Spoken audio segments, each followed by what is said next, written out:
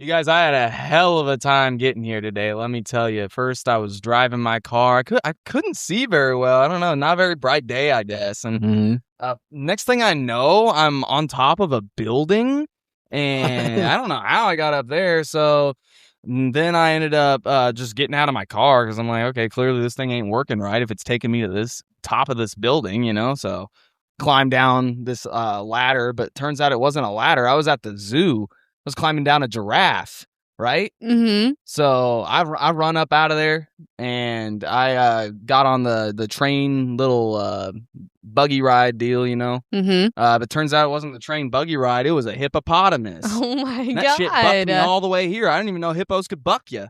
Dude, that doesn't even sound...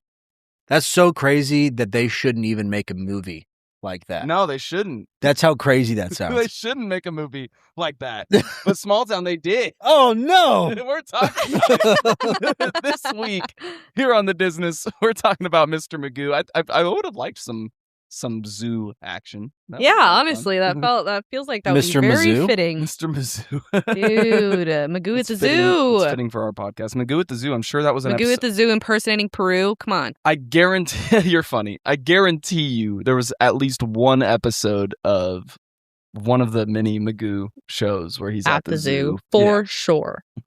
I'm Jordan Bass. Thank you for joining us for another edition of the Disness. If this is your first time here, thank you for being here and choosing the Disness for your yucks and Disney knowledge for the evening or morning. Yuck, Or yuck. whenever you're listening to it. Yuck, yuck, yuck. Well, let's get right into things as we're talking about Mr. Magoo on our continued journey through the Disney Vault. As always, I'm joined by my co-host. First up, he sleeps like a baby. He never shows up late for work. It's Smalltown Dalton Endicott. That's awesome.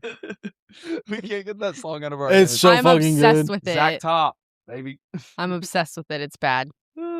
And also joining us again this week, rounding out the Disness trio, we have our wonderful co-host.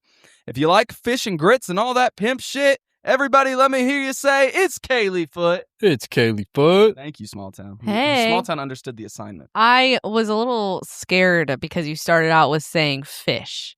It just was describing me like, okay. But no, we're good. We're good. No. Fish One of and, the first fish and words that- grits, not Yeah. fish and chips. No, fish One and of the grits. first thing that comes to my mind whenever I hear about you, Kaylee, is fish. Yep. That. It's like I trout. think of grits. Yeah, trout and grits. That's what I think. Oh, okay. That's an American That's delicacy. acceptable. Trout and grits. That's a Midwestern delicacy. Yeah, if you're not from America, you better get out here and try you some trout and grits. Our British listeners are going to hate American food even Oh more. my God, beans on toast. I was literally going to say trout and grits and beans on toast. Hey, you're doing it wrong. Trout and grits is trout and peas, mate. Yeah, mashed peas. Peas. Oh my God. I'm so sorry. You were Mark. both on the mashed I'm not fucking peas. sorry. We won that war. Yo. Well, we were talking about Mr. Magoo, so to go along with that, of course, we have a Magoo-themed beverage of sorts. I tried my best. There was not a whole lot to go off of in this film. Mm-mm. I did some we watched the film before I was looking at drink ingredients before we watched the film. Yeah.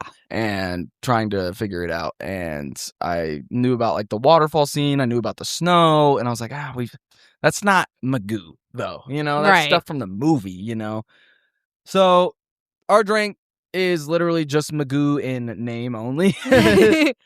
It is the Magoo Mule. We're doing a mule for the first time this week here on the Disness, and it's not a super complex mule, so easy for you to make at home along with us. Yeah, you might already have the ingredients. Yes, you can use the vodka of your choosing, but we used 3 Olives vodka I had never tried before and took a poll of. If you want to go see that on before the show on our Disness Instagram account at Disness Podcast. So we used 3 Olives vodka, peach schnapps, lime juice, and of course ginger beer. You gotta use ginger beer in your mules. It's literally not a mule without ginger beer. I feel like Magoo would accidentally use real beer. Or just ginger. Or just ginger, yeah. Or just like a harmful substance. Yeah. Just straight battery he acid that he has in his fridge for some reason. So, Smalltown is going to try this beverage on the show. He's a fan of mules, so I'm hoping he likes it. If I do not, like he does mules. have a ice cold Busch Light waiting for him. Busch He Light also draw. did the fresh lime wedges on the rim. Kaylee's only got the only real mule glass here. We never owned, it's not glass, I guess, but mule cup. We didn't own a mule cup, mug, whatever you want to call it before. There is a name for it, but I don't remember. Yeah. Those tin cups or whatever. Copper. Thank you. It's a copper mug. No, it's Copper called mug. There you Yeah.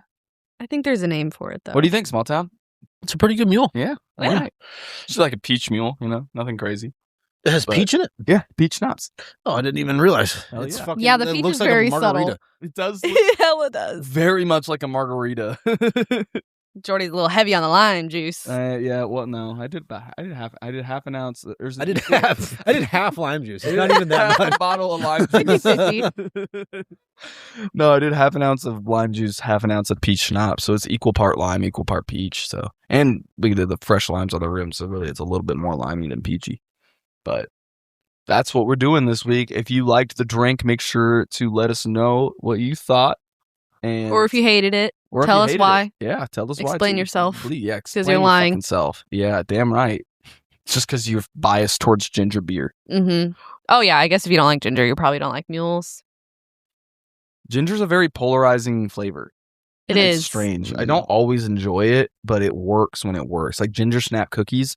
I traumatized Fuck those up. myself one time when I was young and like cooking a meal on my own for the first time for like my family, and I made some like shrimp pasta, but it had ginger and garlic in it, and I did not dice either up enough. No. So there was just fat Chunks? chunks, of ginger, and I was just biting into it, and it ruined it. I was pissed. It's what you eat ginger to like clear your palate when you're eating sushi. Yep. Did your family eat it, but like in a TV show when they're trying to like not hurt the person's feelings? So they're like, good, while they're dumping it on the floor in the trash can. Honestly, probably. I don't even remember seeing any of them eat it, so it's very likely that they didn't. Just didn't. That's Either that or didn't even notice. One of It's my like, this is so good, I gotta go eat it in the bathroom. one of my favorite bits from my favorite comedian. He's like talking about how he like, he props his kids up, but like he's not going to give them like a false sense of like, like he's talking about his daughter bringing him this like picture she drew, and she's like, it's a dog. And he's like, we have a dog. I want you to look at that dog and then look at this picture and tell me again with a straight face if that's a dog. Oh my god. I kind of respect the That's hell out of fucking that to a funny. certain extent, Yeah. Like, Obviously he's being like hyperbolic. He would Sure. Yeah. and if like every single time she brought him something, it's just disappointment, then yeah, you're just a bad. Yeah, you're a Yeah. fucking asshole. But like, yeah, no, I feel that when looking at like, sorry if this offends people, I don't mean to, but I feel that way when looking at like people on Instagram that like are on the spectrum, like Down syndrome or something, and they post like a video of them singing or something, and it's like really bad, and people are in the comments like, that was so good, you need to go on America's Got Talent. Don't do that. Yeah. What you should do instead is, it's so awesome that you're doing this, go you, Yes. hype them up, but don't lie to them. Don't lie. Yes. And that works for kids too. Like, absolutely. Like, I'm not a fucking dad, but I know that, just don't lie to them. Yeah. And I think most people, I mean, obviously, like if you have a learning disability or special needs or whatever, what the fuck is out there? A bird. God damn, they went feral all They the like love quick. birds. They make little noise. I'm gonna Well, get a that bird was from here. That's accurate. No, they will run to the back door. Their tails are flicking like a motherfucker. Every time we want to get a bird feeder, every time there's birds out there, they're like, I want to kill you so bad. No, yeah, that's Literally. literally what their DNA is telling them to do. Mhm. What I was gonna say though is that like obviously people that have a learning disability or their special needs or whatever, mentally, like they don't like me personally, I would rather you be honest with me and tell me you don't like it so I don't have a false sense of, oh, I'm good at this. Right, I don't know like how they think or whatever with that type of shit, like it might just hurt their feelings more than. No, yeah, I understand. You know what I'm saying? That's why I'm not saying tell them that. Like, don't say no. You're not hitting that note. Yeah, don't tell them they're bad, but like, don't be like, this was so good. You're so awesome and great at this. You should be a professional. Because then, like, especially not. They're a person too, for sure. Yes. Yes. And and when they're talking and when they say shit like that, that's when it's like you're not being like genuine. Authentic. Yeah, exactly. Like that's fake. Yeah, that is fake. That's not even nice at that point. Yeah, that is just fake, 100%. Well, speaking of disabled people, we're talking about Mr. Magoo. Ooh. Okay, transition. Wait to talk about the shit that the message at the end. Disney put themselves through with this. Oh, yeah. Oh, goodness. Well, we'll get there shortly. But in the meantime, this is the time in the podcast where we would talk about our relationship with the film. I don't think any of us had seen this before, though, right? Hell no. Had you guys had any sort of knowledge? I'm sure you didn't have a relationship with, but any sort of knowledge of who Magoo was prior to this? Hell no. Not really, no. You put on like a special or two. I knew, well, we'd watched the Christmas special before. Yeah, that's what it is. I knew who he was back when I was a kid because I was just real into cartoons. A part of me feels like, I tried to do some research, I couldn't find anything, but a part of me feels like he was on TV at some point, but like it's from what I could find, he disappeared in the 2000s. So I don't know. I always thought like Cartoon Network or something, but I don't think so. And I do want to say that we owned the Magoo Christmas special as a part of like, it's one of those, not like on its own, but as part of one of those Christmas DVD sets. I don't have any like memories of watching as a kid, but I have memories of like seeing the disc. So maybe I watched it and I don't remember. But I did definitely know who Mr. Magoo was. Like I have known. And then obviously, like I said, we watched the Christmas special, I believe this past Christmas. Yeah. I quite enjoyed it. We'll talk about it a little bit here in a little bit. We'll talk about it here in a little bit. But if you want to go read my full review of it, it's on my Letterboxd at the Jordan Bass. I don't know if the ats are a thing on there. I don't know how that works. My username's the Jordan Bass. Yeah. Go find me. He takes his reviews so seriously, guys. Go read them. I do it I take them seriously for me, but like if you enjoy them, please read them. Yeah. Do you and Craig follow each other on there? What's up? Do you like, can you follow people? Follow each other. Okay. We like each other's reviews and shit. Right. Yeah. Well, with that, Kaylee time. All right. I guess we got into Kaylee time in a little bit. No, I think so, yeah. Hopefully this is the quickest we get through a movie. Hey, hey, we're lucky. Dude, I had a fucking furious time writing the rundown, the recap of this. I bet you did. Oh my God. There would be like 100 things that happen in like 30 seconds. Yeah. Mm-hmm. Yeah, he was getting mad. Take it away. Didn't even get a word out yet. I realized that. Mr. Magoo. Guys, we have to start watching this movie on the holidays, apparently, because this came out on a Thursday, the Thursday that happens to be December 25th of 1997. What a shit way to spend your This Christmas. is a Christmas movie. It was 1 year. Some sort of Christmas elements in this. Yeah, you would a think. Christmas movie, but like it takes place around Christmas. They went to a ski resort. There was snow. Yeah. I was 1 year and 1 week old when this came out. You were 1 year and 1 week old. Mm-hmm. Yeah. Exactly. You think all the things you'd already done. I had done so many things. I had lived in 2-3 different states at that point. Did you actually? Yeah. Wow. My dad was in the army, so dude. Yeah. And you like open your eyes. I might not have been to Texas yet, so maybe just 2 states, but to Lukenbach, only Texas? 2 states in your first week of life. Lukenbach, Texas. Year and week. I forgot about the year part. I was like 3 states in 1 week. I thought week. I thought she just said, "Oh, you're weak." You want to fucking find out? No, I don't. I already know the answer. Found out last week. No. So the runtime for this movie is a whole whopping 87 minutes. Felt like twice that. God damn it! It felt like it was so long. They packed a lot. Yeah. Some would say too much. Yeah. Some, only some. Most. So it's 1997. President, go. Bill Clinton. 97. 97. 97. No, this didn't come out in 77. I'm tripping. I said The Gerald Ford. CGI was No, that's amazing my for official guess. 77. Gerald Ford. You said it, didn't you, Smalltown? Yeah. Yeah. Okay. Number one song? I don't know. 97? Yeah, I don't know if you guys will get this. Hold on. You can maybe try to. No. Well, I guess. Is it that I'm blue, No. or Crazy Frog? Think. Crazy Frog. I think it's a little early. No. Think of someone older. Someone older. Billy Joel. No. Oh, but Elton John. Yes. Okay. Oh! Good job. I don't know any 97 Elton John personally. I'm not as familiar with his discography as I should be. So I feel like since you got him, I'll give it to you. Yeah, Like, please. good job. Okay. No, I'm proud of us. No. I'm proud of you. Yeah, good job, Smalltown. You really carried.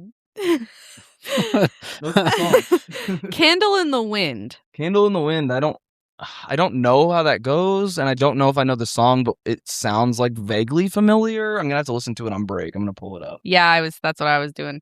Number one movie. There's a chance you guys can get this. In 97, is it an action movie? No. Romance? No. It's comedy. It is just horror. It is Okay. just straight up Is it horror? Scream? And then popular things right now. Ask Jeeves. Yeah. The Spice Girls. Ask Jeeves Google before Google. Oh, really? Mhm. Michael Jordan, funny enough. Yeah, that's And so funny. Scottie Pippen. And my dog. Scottie. Scottie Pippen. I've had a Pippen. Scottie Pippen jersey on my Christmas list the past 2 years. Oh, really? Yes.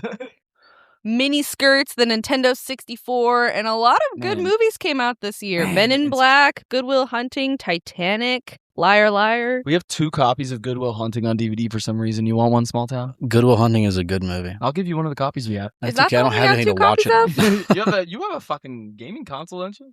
No? I don't have anything. Damn. I mean, I have a computer, I guess. I don't think my computer has a disc slot.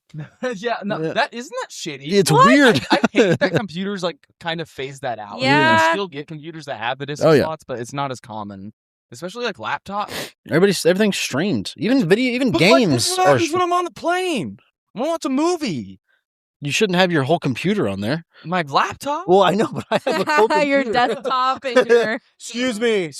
you got the Hey, can I use your tray really fast? Push the TVs on. Yo, the TV card. Is this considered carry on? Like, how'd you even get that on the plane? Oh my god. I just took it from TSA. Goosebumps books, Yeah. Nice. pagers. Say cheese and die. Say Cheese and Die's fire. We were just talking about Horrorland the other day.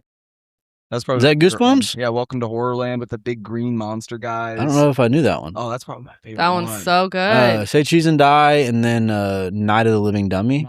There's a That one's sequel classic. too, I Yes. think. Yeah, they're both great. Yeah, I used to have a hardback of that one. That was my- I think I definitely don't have it anymore. Hardback? That's cool. I never had any hardback Goosebumps books. Mine were all my whole collection was paperback. I know, right? But Night of the Living Dummy was my first like precursor to like my fear of dummies. Yeah. Like I watched that, and then I started becoming very scared of the dummies that my grandma had at the house. Mm. And then my grandma got me a ventriloquist dummy for Christmas one year.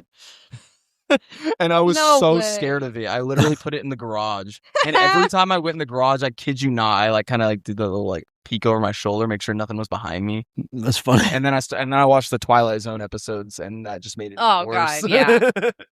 You poor thing. Well, to get sad on you, Chris Farley passed away On my birthday. on On your Smallton's birthday, My December first 18th. birthday. Damn. Mhm. You killed Chris Farley. Do you know where I read that? Where? A Playboy magazine. What the fuck? That's Swear to God. random. It said in there That's Chris Farley died on your birthday, hilarious. Yeah, It just those were I think it words. was just a spread about him, and then it had the day he died on there. And then Oh, boobs. And I'm just like looking for something to beat my shit to, and I'm like, Oh my They did- God. they That was did my this whole birthday. nude photo shoot. yeah, yeah, Yeah, as yeah. it's I really like very- Playboys for the articles. Go fuck Did yourself. we tell you that whenever they replaced our heater that they found an old Yeah. TV behind? Yeah. And then our neighbor across the hall just took it. She was like, "This is so Oh. funny," and they kept. Oh shit! Will Smith and Jada Pinkett got married a couple days after this on December 31st. I don't like her All very I'm gonna much. say is I love you, Will. Yeah, love you, Will. This is kind of crazy. So I forgot That is crazy. Holy fuck. I forgot to put on what day in December or January that this happened, but a bank robbery happened at the World Trade Center. Whoa. There was like a Bank of America in it or whatever, Mhm. and they got away. Yeah, it was him. They got away with $1.6 million. Oh my God. Did they catch him? Yeah. Okay. But like, Damn. that's a lot of fucking money. That's a lot of goddamn money. And then What the fuck would you even carry that much money in? That's a lot of fucking money. Big ass suit, Smalltown. that was good, Jordan. Good one. And then I put a section for iconic toys and only wrote 2 toys because these are the only ones that mattered from Is Tamagotchi 97. on there? Is that 97? Ah, I did see that on there, and that is a really good one. But that's popular in other years. The Car City carpet. Y'all remember that shit Yeah. with the roads It's just on a it, rug the that had- town, yeah. and then you just drive your cars all Oh my over God, it. yeah. Love that thing. And then one of my personal favorite toys ever, a Bop It. Bop It was the shit. I Bop want It. one. When I was a kid, I could play on a fucking Flick with a it. Bop It for like an hour. Me too. And Suck it.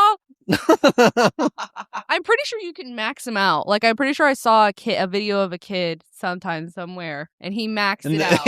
And then it's just like, go outside. The Bop It. Yeah, the Bop It was like, you have autism. Oh shit! But we need to get another Bop It. I actually feel like I haven't seen one since They used to be lame. Like they were Hey. just like, it was the Bop It and then like the Twist It and the Pull It. Pull It. That was it. And then they got the ones where it was 4. Fancy. Yeah. It Yeah. wasn't too crazy long ago. It's been several years now, if not more, but it wasn't too crazy long ago that I did see a Bop It commercial with like an updated Bop It that's got a bunch of new gadgets on it. Oh wow. Dude. They probably have a fucking app. Let's get No. the upgraded Bop It. Dude, you're probably fucking right. We need to get a Bop It to put up as a decoration in the podcast room. Yeah, Oh, then, the and then when fucking- people get bored, they the can just kid start playing beating it. the fucking Bop It. It's Bop It. insane. Click it. All right, stop it. Oh my god. Hold on, I have to see if there's a Bop It app.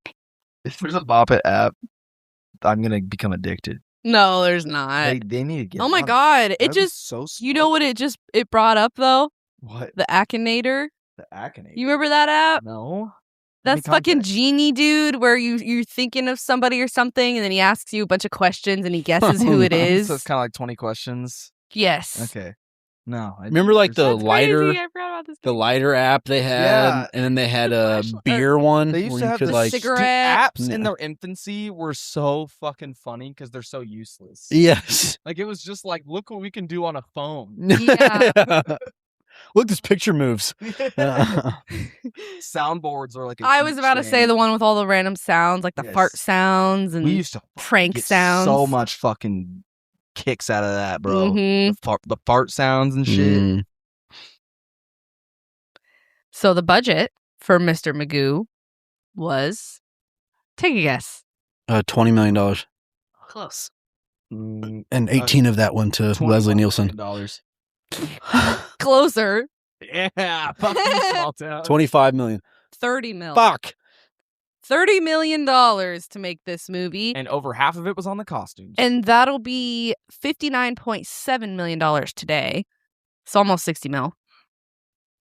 It was filmed in Brazil, Argentina, and Canada. Oh wow, they actually went to Brazil. They actually went to Brazil. Canada. Yeah. Canada.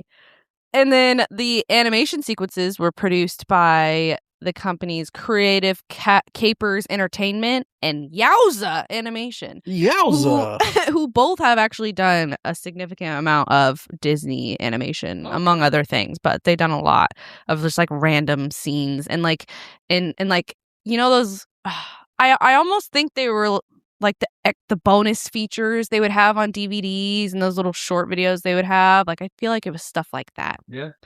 And then the box office. 30 mil. I'm gonna do 17 million. $28 million. Damn. Jordy was closest. Almost broke even. Price is Right rules. He went over. I fucking win. True. You get the boat. What? Smalltown gets the boat? Yeah, but he has to pay a down payment on it, and it's And the gonna sales tax. It has what's that one thing? A lien. Yeah, it's got a lien on it. It's unbalanced. It's got lien all over it. It's sticky as hell. Oh my god, I don't want it anymore. Damn. It bombed, if you couldn't tell. Yeah. Critically and commercially. So Good. speaking of those critically, Rightfully so. the ratings and reviews for this bad boy. Rotten Tomatoes. Critic score? A 9%. You dead ass. 9? You're fucking right. It's 9% with 32 reviews. Oh, with only 32 reviews? I feel like that's a lot for a random ass fucking dumb It's a Disney movie. I mean, yeah, but we've had other random Disney movies that have had zero critic. Came out in critic, especially though. But those you're talking about are like the Kurt Russell movies that came out in like the fucking late 60s, early 70s. Like, okay, fair. But I still was like, 9% is hilarious. I cannot fucking believe you just got that. holy shit. That's not even like, there are movies that have worse. That's fucking crazy. There are movies with 0% ratings. There are movies that were worse than this that have better ratings. Oh, really? Absolutely. I've seen much better. I've seen much worse movies than this that have better ratings on Letterboxd. Okay, well, since you got the critic, now you got to try to the audience. 12%. 17. 24. Fuck. You started with the and I was like, oh, and then you got half. But that one was with 25,000 plus reviews or ratings. The consensus was Leslie's affability can't save this dunderheaded update of Magoo, full of slapstick gags so lame that audiences feel like they've stepped on a rake. Oh my god. I was like, damn. And then our IMDb score is 4.1 out of 10. Almost every single review I read said it's stupid. Some form of stupid. I can't believe you even got a 4 out of 10. Yeah, no, I know. 4. Oh. And the Letterboxd, 1.5 stars. 2.1. Fuck. Get your shit together, Small. 2.1 out of 5. Motherfucker. You're letting us down. You're this close to getting fired from the show. I was reading through reviews, and it was actually kind of making me mad that some people were like defending this movie, but it was really just people with. I'm gonna make you real mad later. It's just people with like. It has nothing to do with the show. comedy. You and Jordan are going to argue later on. That's funny. So Jordan and I haven't argued in a couple hours. Thank you very much. Nice. I think we're good for the rest of the day. No, we haven't. We haven't argued in a couple days. My favorite review from Letterboxd. Why won't this piece of shit just put on glasses? It's also 97. They had contacts. Facts. But the gag was what? His eye doctor Was older than him? has been his eye doctor his entire life. So, and yeah, he's like 2,000 years old. Most of his clientele has died. Well, that's not his fault. Yeah, he still tries to book them. Actually, yeah. And then now I'm kicking it to Jordy for Jordy time. Well, I'm going to talk a little bit about the original show / character to start. So, Mr. Magoo was created way back in 1949. Damn. He was created by the United Productions of America, who were also responsible for Gerald McBoing. Or Gerald, what the fuck? That's how I read it. Gerald McBoing. Smalltown knows all about that. Shit. And some early Dr. Seuss specials. And he was originally voiced by the legendary Jim Backus, who a lot of people also know as Thurston Howell III from Gilligan's Island. Oh. At first, Magoo wasn't supposed to be like a lovable character. He was more of a cranky old man who just happened to be almost completely blind but refused to admit it. And that whole refuses to acknowledge his mistakes thing became the running joke over time. his blindness wasn't treated like a disability back then. It was more about how stubborn and oblivious he was. That was the intended comedy from all of it. That makes UPA sense. was trying to break away from like the Disney style at the time, which was like the main animation style, you know. And they didn't want big, soft, rounded characters like Mickey or Donald. They wanted sharp, stylized designs and more adult humor. And Magoo fit that for them. And he was actually one of the first cartoon characters who really acted like a real person instead of a straight up cartoon character. I love how like throughout the history of this show, like we find like, if not the originators, the innovators of so many things. Like that's very cool. That was like the first time we had like a cartoon character depicted anything close to like a real person. Mm-hmm. And the character was very popular very quickly. He caught on big. He was in a ton of theatrical shorts. He even won 2 Oscars for Best Animated Short Film. Mr. Magoo? Won them, yeah. Well, think about it. At the time, like the animation and everything, like the amount of like crazy, wacky scenarios he'd get himself into. That shit was funny back then too. Yeah. Like a slapstick It's fucking. fun now when done right. I love slapstick comedy. It just sometimes just doesn't work. But I bet people were eating that up. Yes. Well, that led to him getting his own TV shows in the 60s. He had the Mr. Magoo show and then the Famous Adventures of Mr. Magoo. And they started softening him a little for those, making him more of a kind-hearted figure. Outside of that's those when the world went woke. I'm kidding. Outside of those shows, he lingered in pop culture for a while. There was more theatrical shorts, and he was on TV all the time. They had Mr. Magoo's Christmas Carol in 1962, which, fun fact, was actually the first animated Christmas special ever made for television. Ever. Before Rudolph, before Frosty. Oh, wow. What the hell? And it's really good. I highly recommend watching it this holiday season. I'm sure airs were not too far off of the holiday season. So true. Add that to your list because it's actually quite good. It's a good take on the Christmas Carol story. Then in 1977, they tried bringing him back for What's New, Mr. Magoo. I actually really liked the episode I watched of this today. Yeah? It was a short-lived Saturday morning cartoon that aired on CBS. This version gave Magoo a nephew named Justin and aimed the more educational stories at younger kids, leaning into traditional slapstick with a family-friendly tone. So it was like... some more poop humor? There was more... It was a very big time for like, oh... the shows for kids need to have like a lesson in them. So okay. Vibe of I respect that. He also popped up in TV commercials in the early 90s, usually for like insurance and, you guessed it, vision products. I feel like I remember I was about to say like glasses commercials or something with Magoo. Or just him as a little mascot for something. Probably his glasses. After the 97 Disney movie came and went, Magoo started to fade again. Classic Media, which owned the rights to him, gave him a brief revival in the early 2000s with some flash animation web shorts, but that fizzled out too, and we haven't seen much of him since.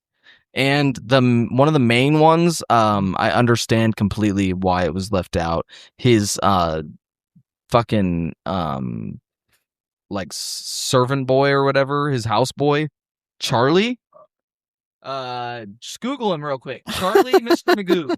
Just Google, and you'll see why. Oh, that's funny. No. There was no version of him. I gotta tell you, that's a lot better than it could have been. Yeah.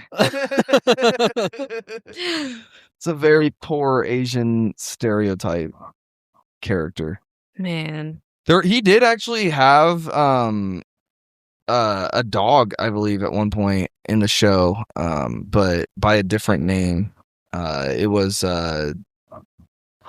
Mick Barker was the name of his dog. He showed up in later Magoo cartoons and was also basically blind. Ha ha ha. Ah, I like the thought of the dog being his seeing eye dog. Yes, I like that too. So the gag of him also being blind in the show is just like, fuck you. How now, like for real, how is he not dead? In terms of the production and how it came to be, so in 97 or around that time, I guess Disney grabbed the rights. I guess it wouldn't have been in 97 because that's when this movie came out. But in the mid-90s, Disney grabbed the rights to Mr. Magoo from Classic Media, who owned a lot of like the old school animated media around that time. Of course. They licensed the rights to make this live-action movie. And they tried to be a little bit more careful about the blindness jokes because by the 90s, people were definitely a lot more like, I don't want to say sensitive because like you have every right to be upset about that, but just like, I don't know. I'm not going to be able to think of a good word. But he's also not blind. No, he's not. You're right. Like his vision is... The thing for me too was like, and I said to Kaylee, like it's not, the whole thing is it's never like, haha, look at this guy who can't see. It's, this guy's getting himself into crazy scenarios because he refuses to wear glasses. Yeah. But I'm not a blind person, so I'm not going to speak for blind people. Obviously, Disney didn't actually create Mr. Magoo. If you were curious, they did not. It was fucking the company that I already talked about. Mm-hmm. But at the time, Disney was on a run of scooping up older recognizable properties to turn into movies. See George of the Jungle that we just talked about a few weeks ago. That came out in what, 98? Yep. Yeah. So they were like big into doing that right now. I mean, they were trying to capitalize off of their successes with the Santa Claus and the live action 101 Dalmatians because those made them big money. So they're like, oh, if we can fucking get some fucking old properties that have some name value to them and make a live action movie out of it, that's easy cash, or so they thought. Well, Disney struck that deal with Classic Media, and they saw Magoo as this classic name people would recognize, especially older audiences, and thought they could update him into a kind of slapstick Naked Gun style comedy, which was really hot at the time, especially with Leslie Nielsen starring, since he was hot Naked Guns doing all those spoof movies around that time. Disney thought, hey, this should be an easy win, but they did not foresee the trouble ahead. From day one, there were concerns about the portrayal of blindness. Before filming even blind advocacy groups were criticizing the concept. Disney, clearly nervous, tried to course correct during production. They toned down some of the more extreme gags, and by the time it was done, they'd even added the fucking PSA that we saw, basically saying, well, I can read it to you right now, actually. I don't even have to paraphrase it. I took a picture. The preceding film is not intended as an accurate portrayal of blindness or poor eyesight. Blindness or poor eyesight does not imply an impairment of one's ability to be employed in a wide range of jobs, raise a family, perform important civic duties, or engage in a well-rounded life. All people with disabilities deserve a fair chance to live and work without being impeded by prejudice. It's just insane that you add that on there and then be like, yeah, well, we just made fun of the guy for an hour and a half. He's also a billionaire. Yeah, like, I feel like he was successful. He, like, I don't know. If this movie was about Confident. a straight-up blind guy and people just threw rocks at him, yeah, then I'd be like, okay, well, I understand why they need to put that PSA. Yeah. But it's an old guy that's eyesight is not good because he's fucking old. Mm-hmm. And the movie's about him getting himself into bullshit because he won't put on glasses. Which there is a person in the movie who was trying to make him wear glasses. He put fucking glasses on his car, basically. Right. Like, yeah, I don't know. That's fucking crazy. Especially if they put that on there in 97, that's fucking crazy. Yeah. So there was these rumors of reshoots. Nielsen was reportedly frustrated that a lot of his more over-the-top cartoonish bits were cut. There's press kits that were distributed to media outlets, which included glossy promotional cards and production stills featuring Liam Neeson. And those kits are now considered Liam Neeson? collectible. Did I say Liam Neeson? You totally said Liam Neeson. I said Liam Neeson. Yeah. I have fucking what's it called whenever you fucking can't the words get mixed up when you're reading? Dyslexia? Yeah, I have dyslexia apparently. Holy shit. I mean, to be fair, Leslie Nielsen and Liam Neeson are... Yeah, just pretty close. Yeah. I saw the L and the N and my brain filled it in as Liam Neeson. It really threw me off. I just watched that episode of Family Guy with Liam Neeson. So he's fresh on your mind. Well, there was also promotional buttons for the film's release featuring characters and themes from the movie, and they were used for marketing purposes. And then there was the company Christmas card in 97. I meant to save a picture of this. I'll have to do that and post it on the Instagram at Disness Podcast. They produced a company Christmas card inspired on Magoo. It had Nielsen and Angus on it. Oh my gosh. And this card was distributed internally to Disney employees. That's so cute. With that, I'll throw it back to Miss Kaylee. All right. Close us out. So we'll breeze right along here to our director, who is Stanley Tong. And he's 65 years old and he looks amazing. He is a director, producer. No, he just looks great for his age. Oh, wow. She just said he's not hot. Crazy. Cool. So he's a director, producer, stunt choreographer, screenwriter, entrepreneur, and philanthropist. Too many titles. Makes sense that he's a stunt choreographer considering his filmography. Yes, he's known for his action and adventure films. He's done several with the Jackie Chan. Yes, sir. And he's he started by working behind the scenes, and then he directed and self-funded his first film, which received critical acclaim and attention, and the rest is history. He was immediately like sought after, and boom. Good for my boy. He broke box office records in Asia and Hong Kong, and low-key helped Jackie Chan make a name for himself in Hollywood. And then he would attempt stunts himself before he would ask actors to risk themselves, which I feel like is cool as fuck. And It's cool. yeah, this was his only English non-martial arts film. Like all the rest of his movies were Yes, that was fighting the fact I had movies. written down, but I didn't want to say it. Yeah. I figured you had it. Yeah. And yeah, his only English production too. Hilarious. And this was kind of like I the end hope, of his career, right? I mean, yeah. That he wasn't doing a whole lot, but I'm sure he made so much money. Or at least the end of his American career. I don't think It was the only, after. yeah, no, yeah, this was his only English. Yeah. Okay. Wow. film. Yeah. Yeah. So that. Yeah. Damn. Yeah. not even He his stuck to what he was good at. And then, Did a good job with I thought the directing was really good. yeah, I mean, for sure. Yeah. You agree? I don't think I'm a very good judge. Fair. I'm just agreeing I'm with not you. a very good judge. I just like what I like. Yeah, you do. But you take it serious. Anyway, he does lots of charity work in China and in the US, and he's still going strong. He's still doing his thing. Not in America. And then for our cast, first Mr. Magoo, obviously, is Liam Neeson. I'm just kidding. Leslie Nelson. Nielsen. Oh, shit. Nielsen. I pulled a dyslexia. He sadly died at 84 years young in 2010. A little longer than I thought. Wait, who? Leslie Nielsen died in 2010? Yeah. What the You didn't know fuck? that? No, I thought he died like 2 or 3 years ago. Oh yeah. Yeah. What the fuck? I was honestly, I know. I felt like that was like way longer than I thought. Way far. I don't know where it's hard.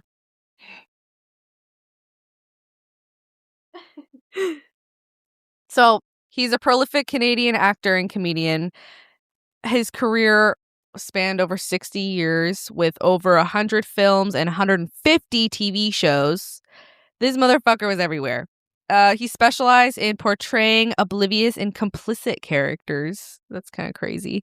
He's on the Canadian and the Hollywood Walk of Fame. His older brother was a member of the Canadian Parliament, and he was a deputy prime minister, which is crazy. I don't think I knew there was a Canadian Walk of Fame. Yeah, I don't think I knew that either, but I just accepted it, you know? It makes sense. They make movies. Yeah. And his father was okay, this is funny. His father was a constable for the horse police force, basically. But I didn't go The back. Mounties? Yeah, the mounted police. I don't know if he was there though, because they stopped riding horses after a while. But in '97, I didn't look to see when. But I would like to think he was. But unfortunately, he was an abusive cunt to his children and his wife. So Leslie Nielsen was? No, his father. Oh, fuck me. I was going to See? be really upset. You're not listening. No, Leslie served during World War II. But his only other Disney was a TV movie on the Wonderful World of Disney called Santa Who? ? Where he played Santa. Some point on this show. Yeah. And then I feel like a lot of people know Leslie, so the last thing I have here is he was a jokester and pranked people all the time with his hand-controlled fart machine. And That's so funny. We were just talking about. yeah. And the quote, "Let her rip," is on his tombstone. No way. That's amazing. He had 4 wives and 2 kids. My man. My man. Hell yeah. Luann is Kelly Lynch, 66 years young, a film and TV actress who was the romantic lead in Peter Griffin's favorite movie, Roadhouse. She was a flight attendant and model before acting. So like she be working. She be working? She's been in a bunch of stuff, but mostly stuff I didn't recognize. I did see Charlie's Angels, though. And she hasn't done anything since 2023 and has a daughter named Shane. There's a daughter named Shane.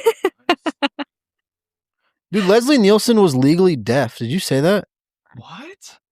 Seriously? Yes. He wore hearing aids for most of his life. Man, and the blind community coming for him. Yeah. Damn. No, I didn't even see that. That's No, I didn't crazy. know. Wow. Well, good for him. For being deaf, yeah. He did a lot That's of the next Magoo. fucking stupid spoof movies over his career. Yeah, a lot of silly stuff. Mostly silly stuff. Back to Luann. No, we're done with Luann. Now we're on. Luann. No, Jesus. Now we're on to Waldo. Waldo. Magoo. He, Handsome. yeah, He had a nice smile. I like to smile. yeah. You don't. He did have a nice smile. His eyes kind of bothered me. Fair. Um, Say he was fucking hot. no. Like it was just funny because I talk about that in my report card a little bit. No, you're fine. So Waldo is Matt Kiesler, 52 years old. He's a retired actor that's known for being a part of Scream 3, along with a few other things. He's got a decent filmography, but it's mostly things I don't recognize, so I don't name them. So they don't fucking matter. He's actually he retired from acting in 2010 because he was broke and struggling to find work. So he went to college to pursue science, and last known he was teaching at Oregon Health and Science University. Oh, yeah, good for you, man. Yeah. I hope you're still doing your thing. Yeah, he be doing his thing. And then our first cop is Gustav. He was the CIA agent. Yes. And that's Ernie Hudson. I was so hyped when I saw him. Yeah. Oh, I didn't know Ernie Hudson was in this. No, I didn't either. He was looking good. Yeah. He is 79 years old. And he is an actor known for his role as Winston in the Ghostbusters franchise. Like the entire franchise. It's crazy. He's been in lots of fun stuff, including one of my favorite movies, Miss Congeniality. And for Disney, he voices Pedro in Beverly Hills Chihuahua sequels. He voiced a character in a Spider-Man show, one of the newer ones. I feel like I want to say it was the 2017. I wish you knew which one. It's fine. We can figure it out. He also... Drake Bell. No, I don't think so. It was newer. Well, the Drake Bell one is like not like that old. Oh. I don't know why I assumed that was an older one. Anyway, Puppy Dog Pals, all my Puppy Dog Pal fans out there. And he is going to be replacing Carl Weathers as the voice of Combat Carl in Toy Story 5, coming out in 2026. Well, that's a fitting replacement. As it's sad to hear that. Yeah. Rest in peace, Carl Weathers. Combat Carl isn't an original Toy Story character, but a lot of the original characters have, like, voice actors have passed on. Mm-hmm. Bro, this is what Leslie Nielsen looked like when he was young. Damn, he was a stud. Wow. Jesus Christ. His freaking nose is like perfect. He looks like a president. White Does people look like a president. White people age like shit, dude. Yeah, they do. Yeah, but because we don't take care of ourselves here in America. Even if we fucking do, we just age like shit. We wrinkle so bad. There are Asian people and fucking black people that smoke Well, cigarettes. you know, and they still look skincare fucking is good a when they're thing. 60. Skincare is a thing. But you're right. Oh, the joy of being white. And he... Oh, that was a fun thing to take out of context. I was gonna say you could say that again in a different way, and it'd be wildly offensive. Yeah, but I'm being sarcastic. Yeah, I feel like it sounds like that, so it can be warped. So this motherfucker was almost a Robin Thomas winner. I'm kind of pissed. Well, kind of. Okay, he's like 2 for 4 technically because he has NCIS and CSI, I'm sorry. He's missing NCIS and CSI, but he has Bones, Criminal Minds, and Law and Order. Damn. So close. No, I don't think there's any chance. No. Because those 2 shows are over. Yep. But his most recent work is on The Masked Singer, so I feel like I need to watch that now because can he sing? Like I need to see that. So fucking random now. It started out like, oh, this is really cool, and T-Pain won, and it was like, oh shit. Yeah. And now they just got like, no way, it's random fucking NBA star. Well, yeah. 2006. Oh my god, I'm Kim Jong, and I'm freaking out. Wait a second. Is that Mike Sweeney? Wait, you mean to tell me that was one of the supporting character nerds from Drake and Josh? I feel like that would actually get a little pop. One of the nerds? They would be saying them by their full name as if that's like a known thing. Yeah. No way! It's crazy. He's jumping up and down. Yeah. Think there's ever been someone in history with the last name Dundersmith? Guarantee it. For sure. For sure. But Ernie, his last name's Hudson. And he's only won 1 award. And I think that's fucked up. So give this man what he's due. LinkedIn. He's Bobby been in a lot. Dundersmith. No way. He's got a LinkedIn. He attended University of Florida. And he lives in Reno, Nevada. Oh, Shout out boy. Bobby Dundersmith. He's also Florida to Reno. What if he also turned out to be a loyal Disness listener? Dude. He'd be like, oh my God, this is my moment. Comment on the Instagram, Dundersmith. I know you're out there. Yeah, Bobby. And then our other cop, the FBI agent, Chuck Stupik. Yeah, I recognize this guy, but I don't know his name. Steven Tobolowsky.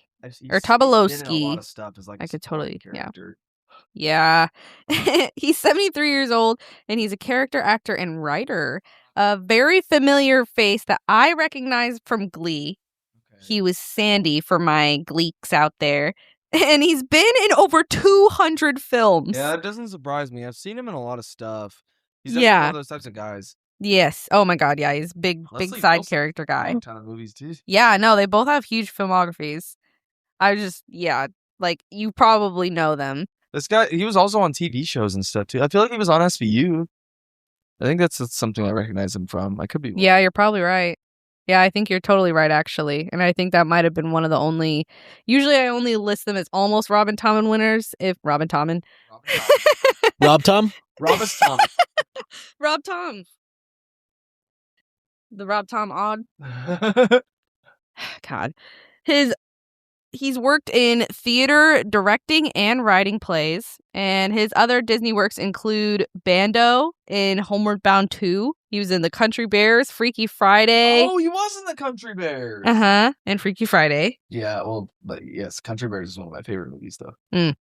He was in the live action The Jungle Book Mowgli's Story. Yeah. He voiced in Brave Little Toaster Goes to Mars. Hell yeah. He was in Don't Look Under the Bed. Oh, shit. Oh, yeah, we watched that movie a couple Halloweens ago. Mm-hmm. And then he was he voiced multiple small characters in like Disney TV shows. Oh my God, I abbreviated all of them when I do that. What the fuck? The O is lowercase, so I think it's of. Oh, Buzz Lightyear Star Command. I love Buzz Lightyear Star Command. I forgot that. Oh my gosh. That's Bro, I could have sat here and guessed for 36 hours straight. And I would have never. No, on that 36th hour, you would have gotten it. Yeah, Go get Buzz Lightyear. You would have finally seen the Buzz Lightyear Star Command VHS tape that's right there. I'm looking through every single DVD we have. Yeah. And then American Dragon Jake Long Hell yeah. and Hercules the animated series, along with more. He did a lot of voice acting too. He has had 2 podcasts, I'm pretty sure, but he has a current one called, it's like a monthly podcast called the Tobolowsky Files, and it's kind of like an autobiography. We should bring him on our show. That would be fun. He's written 3 books, so wow, he fulfilled the prophecy. he fulfilled the prophecy. He stays busy. Come on our show. He stays busy. Steven. I apologize for that one. I retract it. Hey, if we don't acknowledge it, then we can prove it happened. Yeah, yeah. Well, now it's cemented. Yeah. Own it. I'm no longer funny, guys. Fuck. Well, you're the guy who gets to edit it, so you can just take it out. That's true. That is so true. You just remove this whole conversation. Bob Morgan. I don't know if anybody ever called him Bob. Real estate agent. That's so real. Estate. Nick Chinlund is Bob. He's 63 years old, and not much on this guy. He's an actor and voice actor in TV, film, and a video game. A handful of movies, and he was in 8 different TV shows. 2 of them were Robin Thomas qualifiers. Damn. But hasn't done anything since 2013, though. Get back in the shit and finish it out. Get that Robin Thomas award, brother. Well, he might be out of time. He might be out of town. Yeah. And then we have Stacy Sampanahodrida. Yep. Hell yeah, I think you nailed that. Thanks. She is. Anybody know? No. Thanks. She's Jennifer Garner, 53 years young. She's an actress almost anyone would recognize, or so I thought. She's a rom-com queen. Yeah. Another one of my favorite movies, 13 Going on 30. Such a classic. She's also the superhero Elektra for my nerds out there. I just saw her cameo in, well, not just saw her. That was like a year ago, but just saw her most recently. Mm-hmm. And she's done a shitload of movies and fun TV shows and all that stuff. She has her own filmography page and her own separate filmography page of awards, which are pretty deserved. I feel like she's a pretty good actress. She also uses a Discover One credit card for all her business. Yeah, obsessed with that credit card, bro. Her other Disney includes The Odd Life of Timothy Green, which Jordan and I watched. We did? Yeah, right? Well, the one about the boy with the leaves on his legs. OLTG? The Troll in Central Park? Fuck you. I could have sworn we watched that movie. I know what you're talking about. He was born in the fucking garden, wasn't he? Yes. Yeah. That might have been something. I'm pretty sure it's like a God movie, and I didn't even realize, but it's a God. I think we did watch it earlier in our relationship. She was also in Alexander and the Terrible, Horrible, No Good, Very Bad Day. Never seen it, but read the book. I've seen it, I think, one time in school. It was not. Maybe it wasn't in school, but came out in 2013. She was fucking hot in this movie. They did a sequel to that, by the way. It might have been Disney Plus original. I think. I'm going to look that up real quick. Yeah, because we're going to have to talk about it. And then, like Jordan said earlier, if you count it, Deadpool and Wolverine.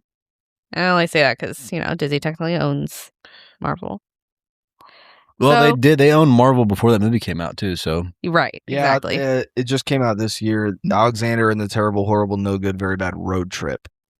Is it the same kid? Let me see. I don't know. Who plays Alexander? I don't know. It's a kid, so there's no way. It's not the same kid. I don't know why I thought. He's probably a full-grown man. Yeah. So, she's been in a fuck ton of movies. I'm not going to talk about that. I'm going to talk about her cool stuff. She's an ambassador. She's an ambassador for Save the Children USA, and she has been since 2009. Does a lot of stuff with that. She got a law passed in California that protects kids from the paparazzi. Not fully, obviously, but they were basically not allowed to stalk them. That's cool. Mm-hmm.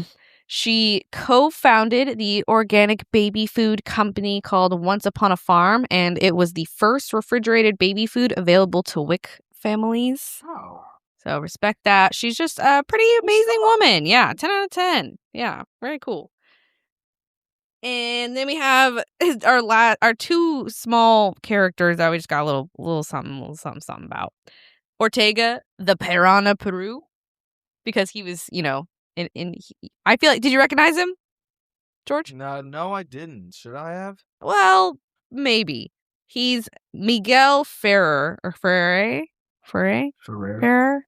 I don't. Is it pronounced F, or is it spelled like Ferrer or something? Yes. Okay. Ferrer, maybe. Ferrer, probably. Ferrer.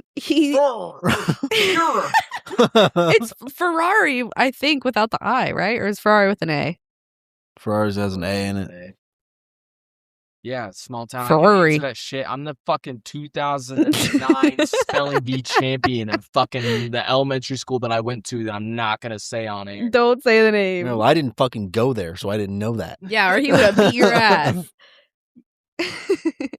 So he died at 61 years old in 2017. He was an actor whose name I didn't recognize, but his face I definitely did. He's someone we've actually talked about before. He's also been in lots of stuff like everybody else, like Star Trek 3, RoboCop, Iron Man 3, and for Disney, he was in Mulan. He was Shan Yu, or he voiced Shan Yu. Are big RoboCop fans. True. Smalltown talks about RoboCop every time he comes over. Which one's Shan Yu? Shan Yu is the bad guy. Villain. Oh, okay. Fucking dude. I always just think of him as fucking Genghis Khan. Like, he is kind of. Yeah. Yeah, I like it. that's valid. Just with a bird. Yeah. He was also in Beverly Hills Chihuahua 2 and 3. And he voiced in an episode of Hercules, the animated series. Oh, and he was in 115 episodes of NCIS. Wow. But he's one short of the Robin Thomas. Damn. He's missing Criminal Minds. That fucker. Damn. I did. If you're one short, you might as well just not have any of them. That's what I'm saying. All those 115 episodes are voided. You don't mean fucking jack shit. He was in a Toto music video. And he sadly passed away from heart failure and complications from throat cancer. Damn, so he can't even appear on the Criminal Minds reboot. No. Fuck. Oh, I didn't even know they were doing a reboot. I think they did. I think that's going on right now. I could be wrong. And last but not least, we have Austin Cloquet. He's Malcolm McDowell, 81 years old. Okay. It might be. Yeah. It was Cloquet. Thanks. He's an English actor that also has his own filmography page. He's known for many things, but he gained international prominence in A Clockwork Orange. Very popular. Okay. He voices in this random futuristic Pinocchio Pinocchio's a robot. And while the budget for the movie was $15 million, they made a whopping $1.4 million in box office. Was that fucking what the fuck is that dude's name? Guillermo del Toro. Did he do Pinocchio? Didn't he make one? Yeah, it was I feel fucking like he weird did as make shit. one that was really weird. I think you're right. I wonder if it was his I Pinocchio. don't think his was a robot, but I just know it was weird. Yeah, as fuck. no, this was like, I don't know. It was very scary. I just thought that was crazy and hilarious. He's done so many things that I don't recognize, mostly because they're probably like things that were filmed over in Europe. But his other Disney includes Bolt. Love that movie. Just watched that not too long ago. Really? Yeah, I don't like it very much. I don't like it very much either. It's I not- think I have a nostalgic liking to it because that's one of the ones I owned and by the watched way, frequently. There is Criminal Minds Evolution is currently going on. It's considered a sequel to the original show, but Let's it's go. still like within the lineage of the original show. Like it's called the 18th season of Criminal Okay. Minds. So, and they've been doing that for a couple seasons. It looks like it has some of the original cast on it. Oh, that's cool. Not the fucking best one though. Shamar Moore? Oh, like Pat. No, I was thinking of what's his nuts. Matthew Gray Goobler. Oh, He's good Paget too. Brewster's still on it, and Joe Mantegna, or however you pronounce his last name, the fucking main dude, that guy, you know. Yeah. Oh He's yeah, still on of it. course. So we also Malcolm. That's awesome. Maybe we should check it out. I always liked Criminal Minds. I'd have to start it from the beginning. Oh, Some here and there of it. 18 seasons. Yeah, and we still haven't even finished SVU. No, Well, we put a pause on that a while ago because it started getting real bad. it was getting tough. I don't remember it being that bad. Like the later it gets in the series, We were on like season 21, right? No, we were on like 19? I can't remember. It's whenever fucking Stone first shows up. After Barba leaves, we're like in the middle of Stone. It's Yeah, like after Stone's sister died. but I like Stone. Sorry, fucking spoilers. Ooh. Shit. By the time you get there, if you haven't started it, or even if you're early on, you'll not even remember that I said that. That's so true. You're gonna be like, who? And then he was also voiced in Jake and the Neverland Pirates and Star Wars Rebels, and he's in Princess of Thieves, which is a Disney movie. And he's still going strong with a couple things to be announced for now. Hell yeah. He's had 3 wives and 5 kids. And then my only fun fact that I wrote was the eggplant mobile actually got sent over the cliff. It sadly did not make it into the tube.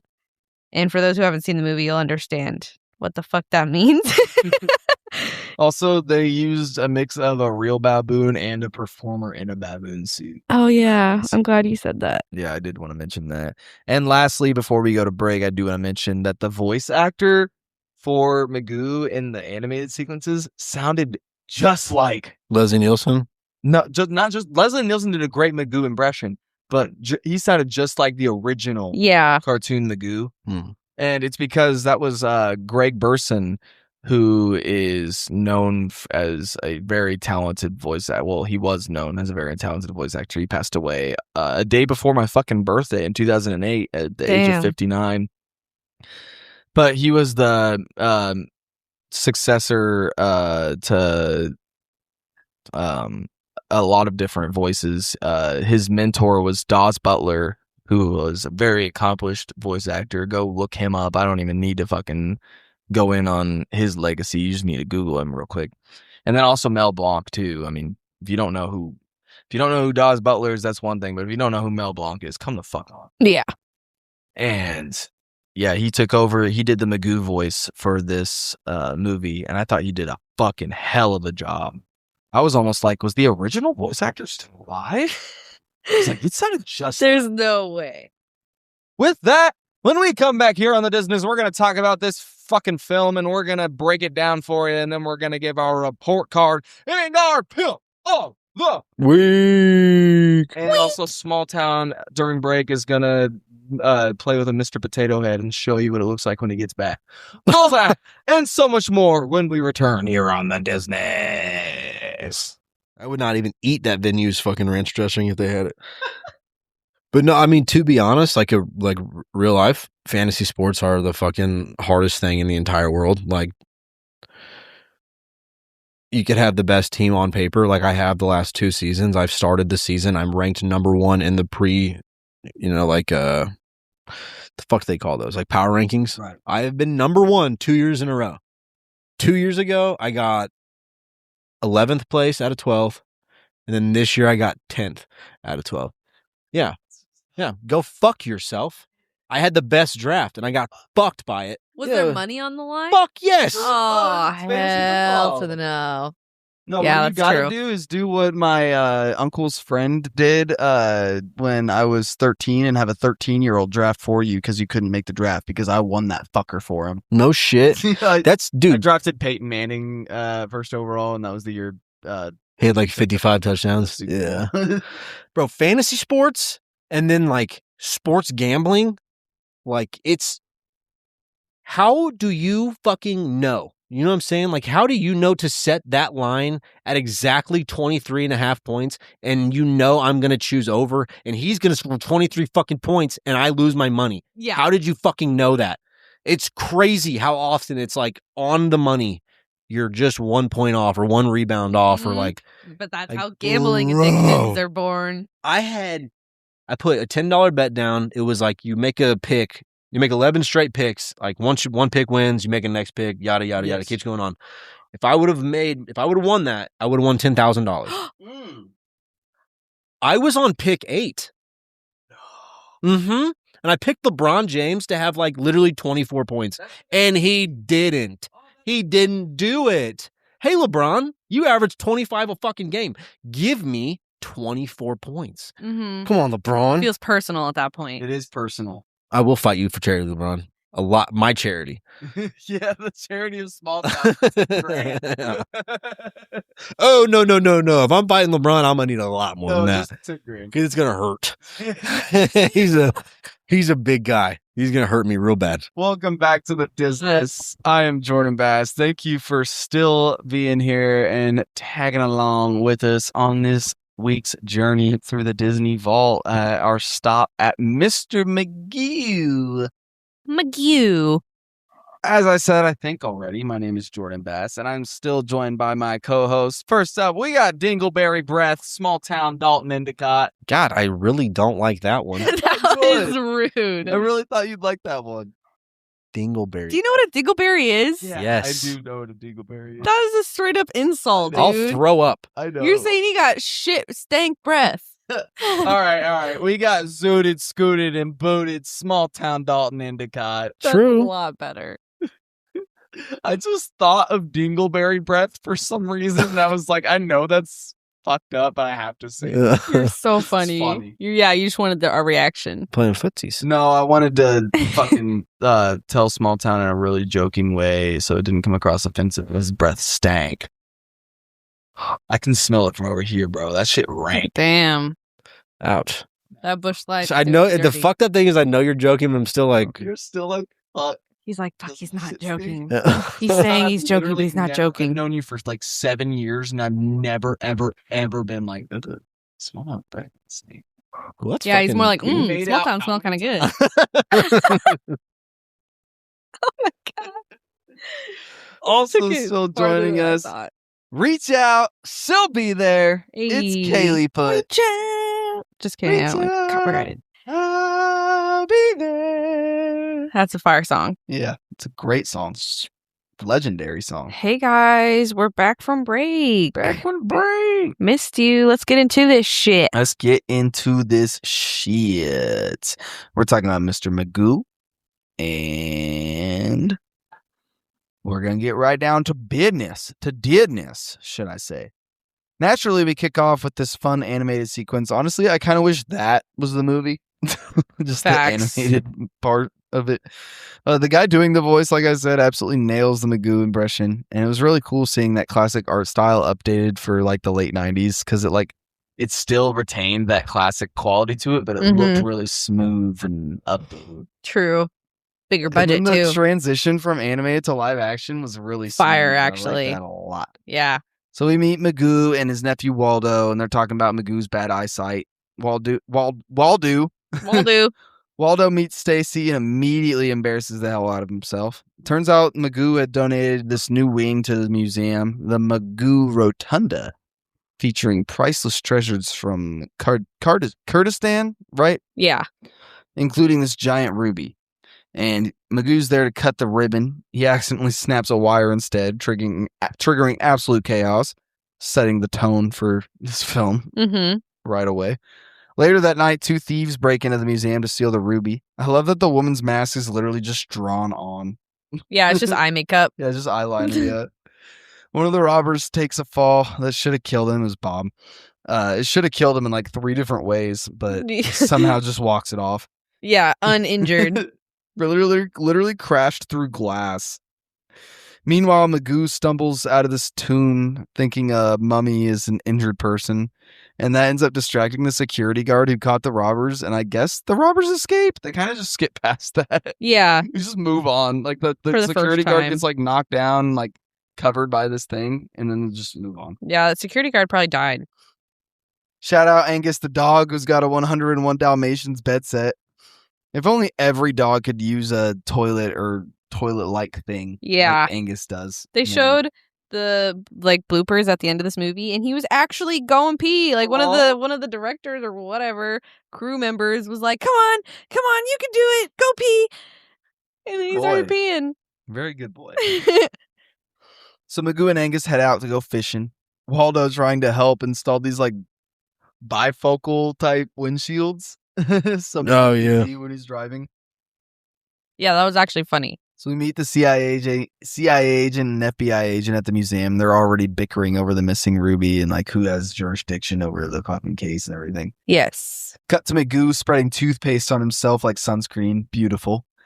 Colgate specifically, ad. Yeah. Shout out. And then it's the robbers on the fucking boat, and they're talking about Luann's basically trying to seduce old Bob so she can get the ruby and ditch him.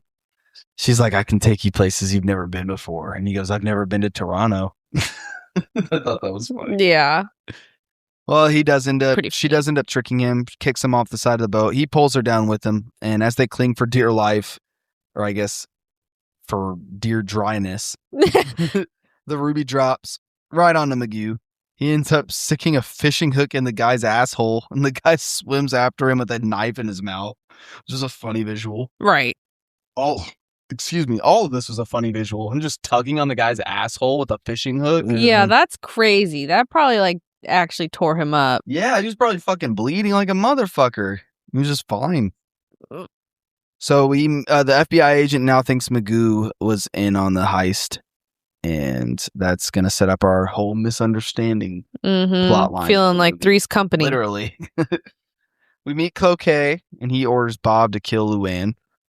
Stacy shows up again. She's been assigned as like the inside woman kind of on the case, because she knows Magoo. Right. She's worked with him on the museum. And Magoo's nephew is in love with her. For her, yeah. Yeah. Angus proves he's the real MVP, saving Magoo from walking into the ottoman and injuring himself in the process, but then injures himself in the process. Still good boy. And Waldo shows Stacy around the garden as she tries to gather intel, like very subtly, Meanwhile, Angus snatches up the ruby Magoo had tossed aside like a toy. And the scene just kind of ends with him fishing through the fucking bunny rabbit fucking grass sculpture deal, bush sculpture deal. What do you call that? A bush sculpture. Yeah, I think isn't it a topiary? Fuck, I don't know. Yeah, something like that. There you go. The smart people know. Y'all know everything. No, he said it in the movie. That's the only reason I would. Yeah. Fair enough. Luann pulls up disguised as a reporter, flirts with Magoo, and they make plans to hang out the next day. And this was at the opera, by the way. So Magoo is in the opera, but we never even get to see him perform. Yeah, I know. I was kind of excited to see him like sing opera. Yeah, me too. We kind of do, I guess. I mean, in a way, yeah. Well, at the opera, Magoo accidentally knocks out the FBI agent backstage. I thought that was very funny. And he's unconscious, and his body ends up on stage during the show, too. He's just there. Bob also somehow snuck into the background, or snuck in as a background performer. And he's there trying to kill Magoo, but Magoo accidentally beats the crap out of him through sheer cluelessness. We never actually see Magoo perform, though, like I said, which is so tragic. Later, Magoo and Prunella, fucking wait, Luella's I gotta identity. say, What's up? Before we skip the opera scene, I actually giggled at the lady trying to keep it cool whenever they accidentally switched on the fan with the fake snow and it was like blowing the shit out of everybody on stage. That's what she said. She was, I don't know, her performance was pretty convincing. Her performance of her performance. I love that you shouted her out. That's awesome. Yeah. Yeah, no, she did do a really good job. Yeah. Absolutely. That's so funny. That's so meta. Performance of and then how the fucking FBI agent's fucking body just gets flown through at the very end. Got catapulted somehow. Yeah, that shit was chaos. She's so good. So yeah, Prunella is Luann's alter ego, one of her many alter egos. But like this seems to be like her main one because she had like a plane ticket in that name later. Right. And they're strolling around, her and Magoo, being followed by Stupak.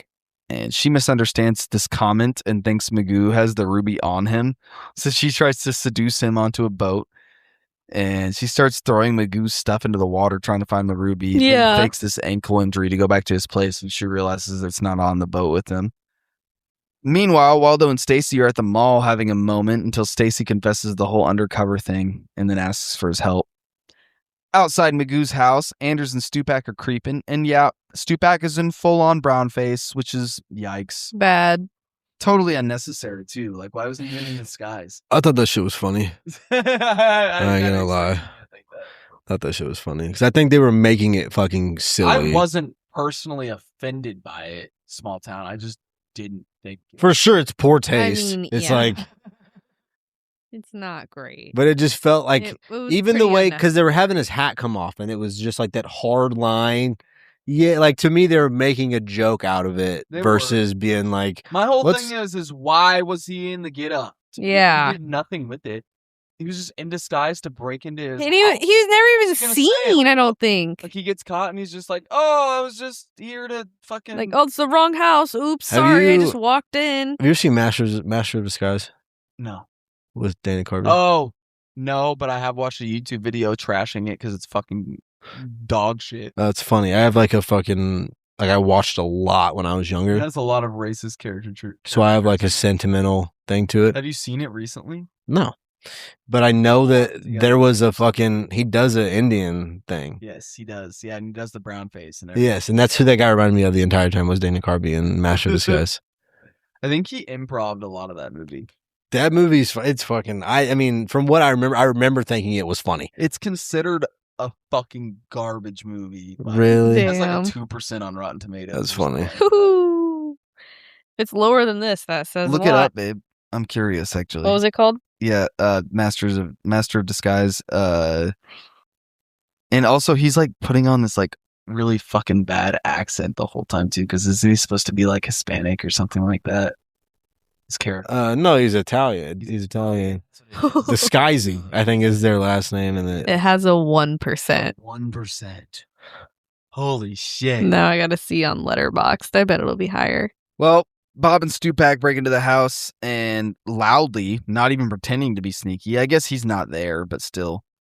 The Stupak bugs the place while Bob searches for the ruby. Fucking shout out to Stupak for doing a great job pretending to be a coat on the coat rack. Like, that made me laugh so hard. shout out to the coat rack. Yeah, shout out to the coat rack for supporting him. Oh my god, no kidding. I didn't even think about that aspect of it. I just Yeah. thought it was really funny how he actually like pulled it off, like he was pulling his feet up and everything. Like it looked legit. Nah, that shit was like quadruple anchored into that wall. Yeah, definitely. His steel elbowed coats, you know. Back inside, Magoo's now talking marriage to Prunella already.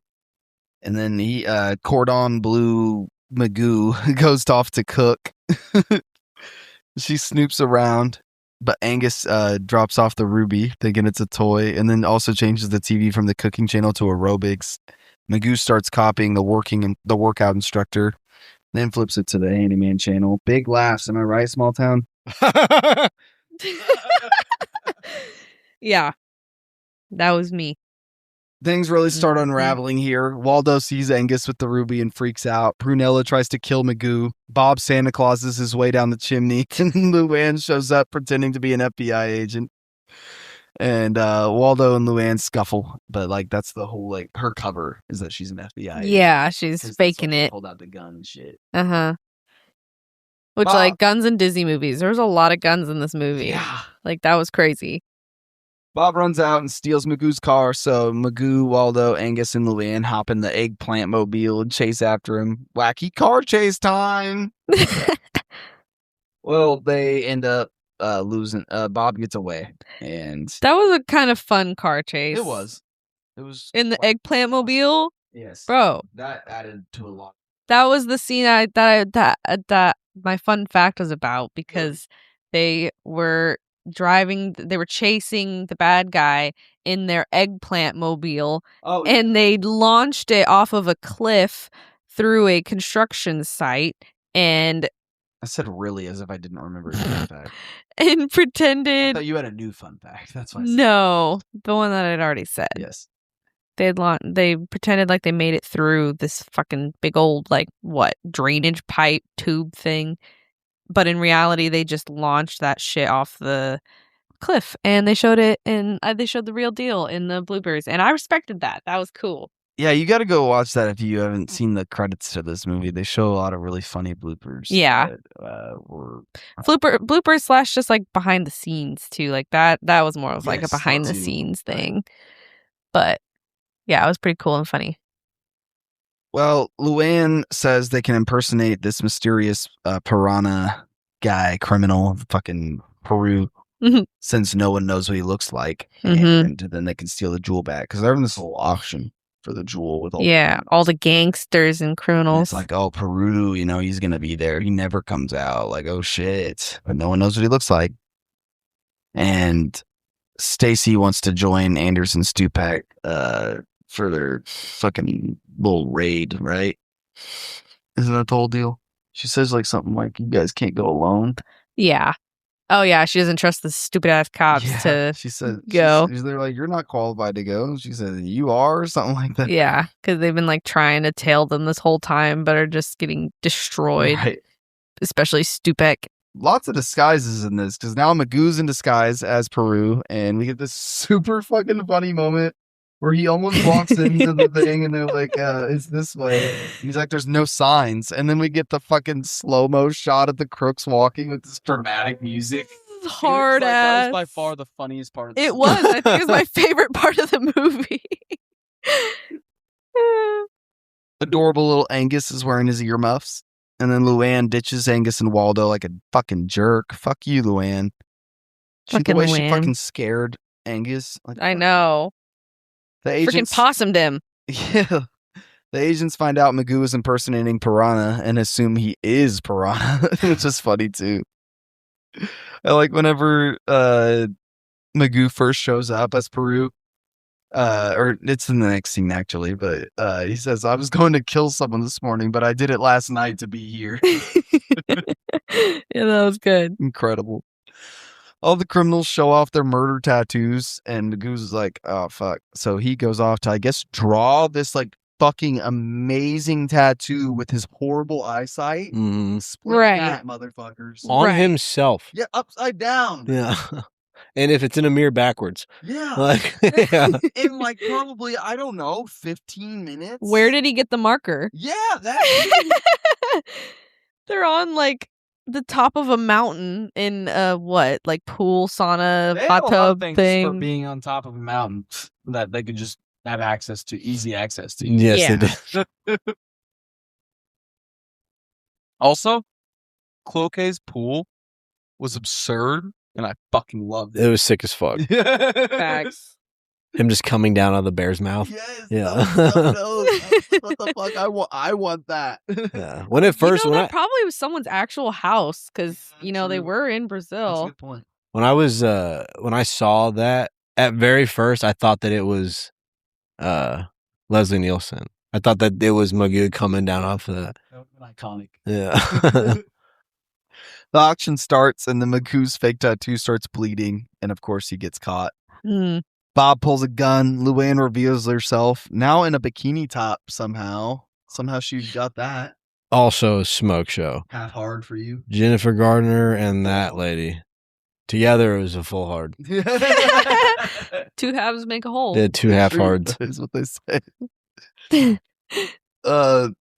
Luann confesses her true feelings to Magoo and breaks his fucking poor old man heart. And then he gives her the ruby. Bob comes back again and gets his ass kicked again. Sorry. No, you're fine. Go ahead. Bob getting his ass kicked this entire time really was feeling like Home Alone. Yeah. Like those villains. It was him and Stupak. Yeah. Like just the way they were getting beat up, but like unaffected. Magoo also nearly murders Waldo by accident. And then they all go after Luann. The cops storm in, but Luann gets away on a snowmobile. Magoo gives chase on an ironing board. Waldo and Angus follow. Which, why is he following at this point? I guess Waldo spilled the beans, right? To him about everything. Did you already tell him? He did. It's also his uncle. Yeah. I don't know. He's just trying to be. No, Magoo. Why is Magoo following? Yeah, he knows at that point because that's why he's pretending to be Peru. Why is Magoo following? Being the one to go get the root. Because they wanted to clean their name, clear their Clear his name. good name or something like that. Yeah. Is what he said. So he could just fucking, I don't know, stay out of it. I don't know, like, I mean, the FBI and the CIA were kind of coming after him, but if he just let her go and was like, hey man, I tried. Yeah. Damn, he should have done that then. That would have made you a lot happier. Magoo ends up in the middle of this snowboarding competition during the chase and also wins. And then Stupek and Bob are still chasing too. Hijinks, snow, chaos. It's all happening and it's all so funny, isn't it, Smalltown? So funny. Yeah. I wonder if some point if he falls off the side of a mountain and makes a body-shaped hole in the ground. I wonder if he does that ever. Gosh, I hope. No, me too. Dude, that doesn't happen enough. I remember for sure if it happened or not. I don't think I've ever seen that happen in my life. No, Kaylee's right. It didn't happen enough. We should have had that happen at least 8 or 9 more times. Mhm. Magoo and Bob end up falling off a cliff. Waldo accidentally knocks out the cop who caught Bob, and then sends Bob flying off the cliff too. Waldo and Magoo escape by wiping their tracks in the snow, which is very smart. Luann ends up disguising herself as an old lady because she somehow got her hands on all these prosthetics And all kinds of incredible, SFX makeup. And Magoo's a doorman, Waldo's a bellhop, full Mission Impossible energy here, and a fucking boatload of money in the wardrobe department. Hey, Holy shit. Magoo's part of the theater. Yeah, true. Angus, being the realest one, knows she's got his toy and goes after it. She escapes, but she drops her plane ticket receipt, and that's how Magoo and Waldo figure out she's headed to Brazil. Naturally, they follow. Of course. I don't know, just like maybe trying to stop her at the airport. Mm-hmm. Calling the cops, letting them do it. The cops or something, giving them a tip. But they decide to. Magoo's got the money. He does. He does. But before going to Brazil, they gotta go safari outfit shopping, guys. Gotta look sharp. Gotta look ready to walk through the jungle and have tarantulas crawling on you. I like imagining that they're like, all right, got the plane tickets secured. We don't have safari outfits.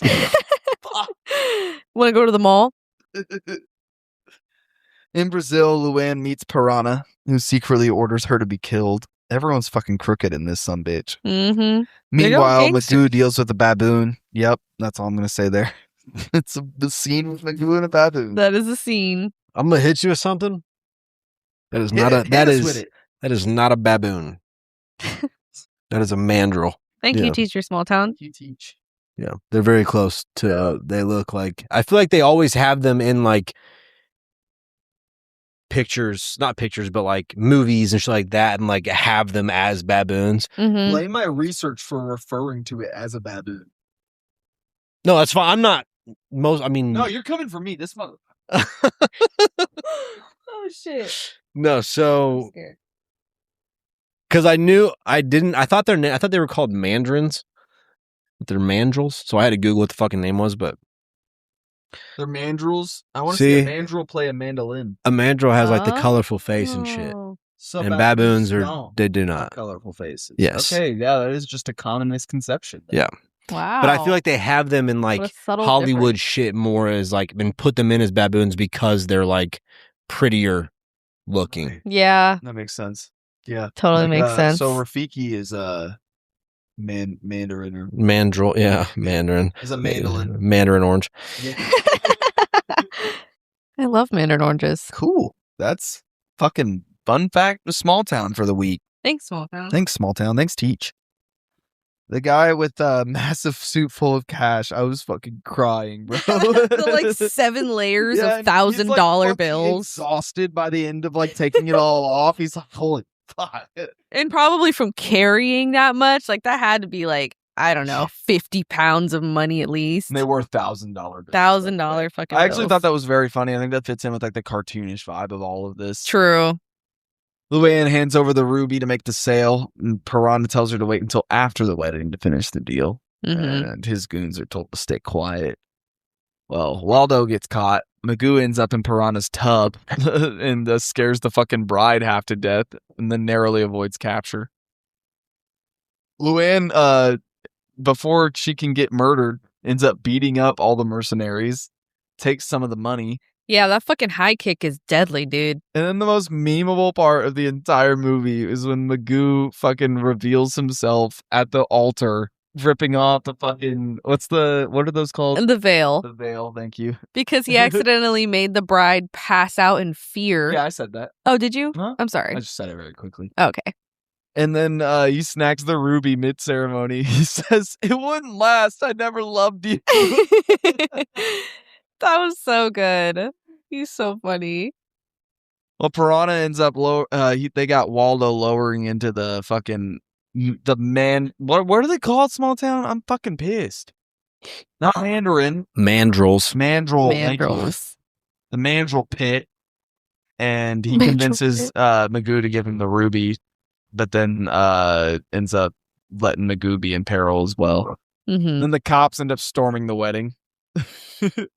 And I love whenever the agents see Magoo running off in the wedding dress, and they're like, "There's the bride." Oh, man. Yeah. You'd think Piranha could have done better than that. And then they see fucking Angus, and they're like, "Oh, Magoo's dog." Mm-hmm. Luann grabs the cash, hijacks the helicopter that Peru's trying to escape in, and then Magoo also ends up climbing aboard naturally. Thinking it's a limo. Right. Waldo gets detained. We get this mid-air helicopter fight over the ruby. Magoo ends up with it, falls into the river, and Luann dives in after him. The police drop a rescue raft and then rope, too. And then Magoo accidentally clips Luann to it. So yeah, she just gets Luann. yanked up. Yeah. And then he goes over the waterfall. But don't worry. He MacGyvers the fuck out of that raft into a parachute and floats to safety. I don't want to say I liked it, but I did think the gag here was like ever so mildly amusing about like many brides Yes, no, that was left at the altar. So jumped off of this very cliff, and then he dumps Magoo in the bride. There's one now. There's one now. And then Was so crazy. Obvious, this was like the most obvious fucking green screen. Like this scene was the most dated the entire film looked. You know? Which one? Where he's The standing waterfall with the scene. people that are all like in the water, like on the boat tour. When he lands on the boat? Yeah. Well, the ruby's recovered. Waldo gets a new job. He and Stacy are definitely into each other now. And the FBI and CIA dudes already wrote a book and got a TV movie deal. And we wrap up with one last animated sequence to close it out. The end. Oh my fucking god. Perfect. Perfect. That's about as fast, literally exactly how fast it went. Yeah, it really was. I did really enjoy the gag throughout of like them really wanting to write this book. Yeah. I thought that was very funny. Mm-hmm. I will say the best part of this movie is that we don't have to watch it again. Facts. And there's no sequel. There is no sequel, so we never have to revisit this ever, and I likely will not. No. There will have to be very strange circumstances for me to revisit this film at any point. I can almost guarantee I will never see this movie for the rest of my life. We're going to be like 75, and I'll be like, remember when we talked about Mr. Magoo on the podcast? And you're going to be like, no. Shut and then the you're fuck gonna up. rewatch it and be fucking pissed. Yeah. No, who are you? Why are you in my house? Oh, Magoo, you've done it again. Oh, Smalltown. This has been the Disness. Yeah, oh, wait, thanks. it's Good night, thank you guys. for your Disness. I fucked that up. Let's get into our report cards, Report friends. card. Kaylee, would you like to kick us off? Sure. We're going to start with story. Okay. So I give the story a C. It made me laugh a little more than I was expecting, but it was very unrealistic to a point that you were questioning what was happening and like how we got there. And your sanity. Basically, yeah, the whole time. things like Luann's unexplained outfit changes and like prosthetics and all the crazy shit. Dana Carvey. Well, but like, I don't know. She's just a Black Widow, I guess. And then Magoo not dying somehow, which towards the end it got kind of funny to where it was like he literally can't die. Like he's, like the cameraman never dies. Magoo's a cameraman, I guess. And then the painfully dumb cops, like they were supposed to be the best, and they're like FBI and CIA agents, and they were just so like stupid. They're just kind of like, okay. And the awkward ending, it just felt like they were just really quickly trying to tie up all their loose ends and put a bow on it. And we're like, okay, here, we're done. Here's funny bloopers so that you forget. Smalltown, what are you thinking, my man? I'm gonna give it a pretty solid F. Like, I guess that there was technically like a story there. Yeah. It's that there was a jewel there, and then somebody took it, and now they're trying to get it back. That was the whole thing. Yeah. This hijinks ensue. There was no build up. There was no climax. There was no. I mean, climax. what was it? The whole fucking movie? Them being in Brazil at the wedding and everything, and the big fucking hoopla with that. It didn't feel any bigger to me than the rest of the movie. Yeah, that's fair. You had the snowmobile stuff. Yeah, there was a whole fucking. It's like all these things that could have been climactic, Yeah. but they just happened. They just made it go too It was long. all climactic, yeah. Even at the very beginning. Yeah. It But that's Magoo. This shit it was too much for me. Straight the fuck up. Yeah. Like, it was all over the fucking place. I don't do like the just slapstick haha, for he's anybody. fucking really dumb and blind or can't see Mhm. very well. It's like, all right, we'll fucking do better. Because Leslie Nielsen is a fucking hilarious comedic actor. He did great. He did, for what the fuck he had, yes. Right. That's the thing. He Like, wasn't even given I a felt like lot. he could have been more, like, his character could have been more, like, entertaining. Like, No, I think if you had watched any Magoo cartoons prior to this, he stayed very true to Magoo. I want less Magoo, I want more Nielsen.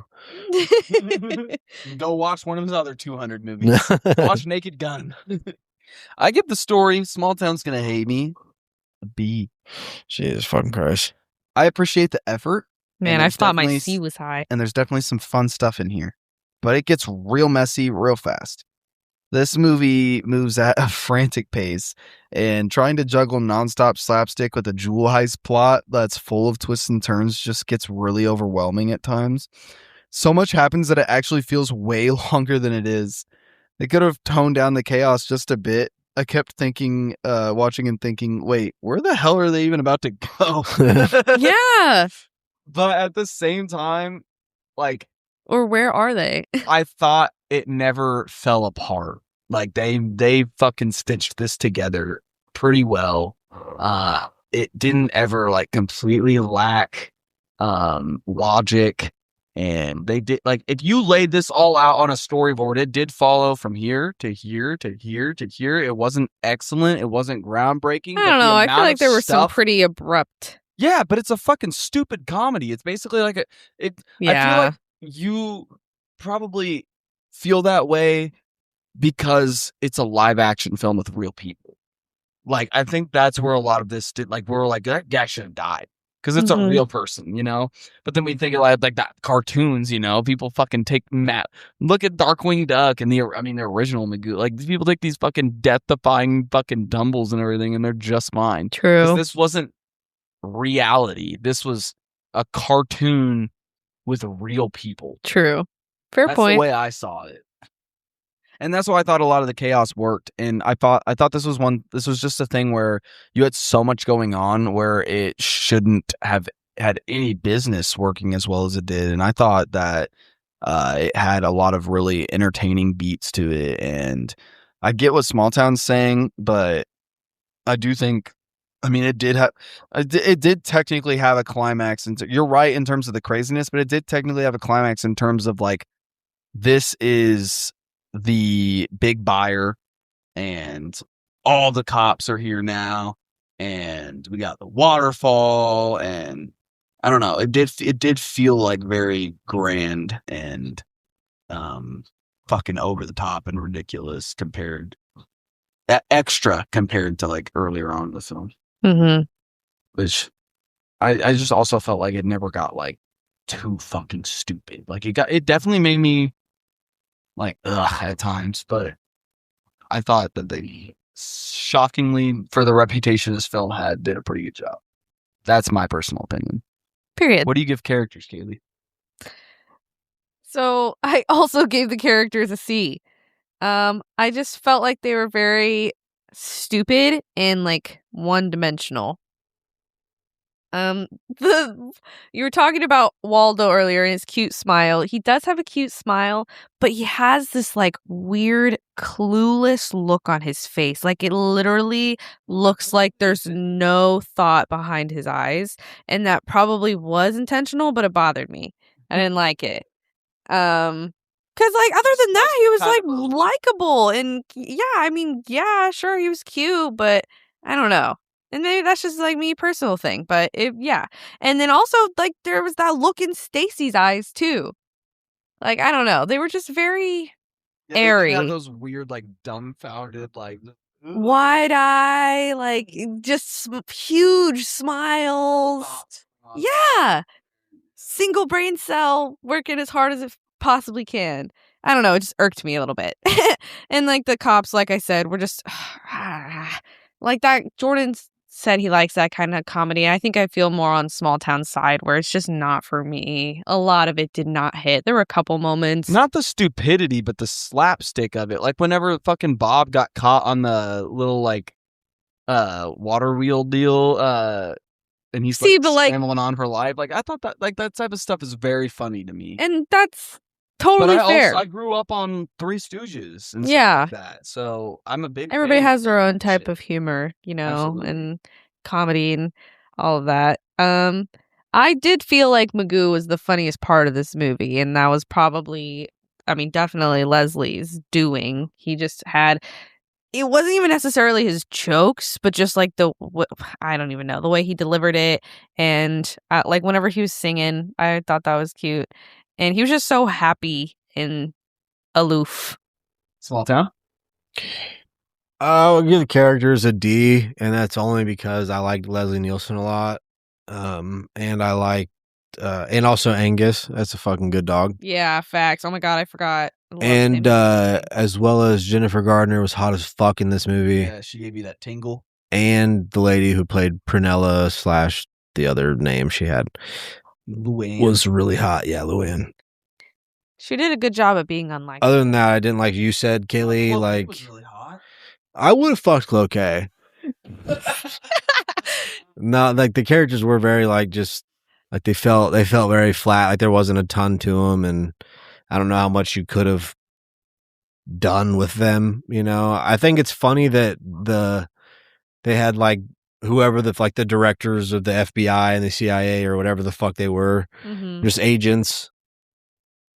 Like, how often does like a CIA agent just go by himself? Fact. Nah, Like, it's just me. no way, they're Just me and the going alone. FBI guy. It's just us two. One of each. Thanks. Damn, this Carmen. job would be way easier if there was about fucking 10 of you. Yeah. Yeah. I would have figured Or even 4. Yeah. promoted these guys. Yeah. I go C- here on characters. They definitely did a lot, maybe a little too much. I actually liked the ensemble cast and thought most of the performances were very fun, but there was just so many characters, especially on the villain side. Yeah. It did make for some entertaining chase scenes and goofy gags, but it got a little crowded trying to keep track of everyone.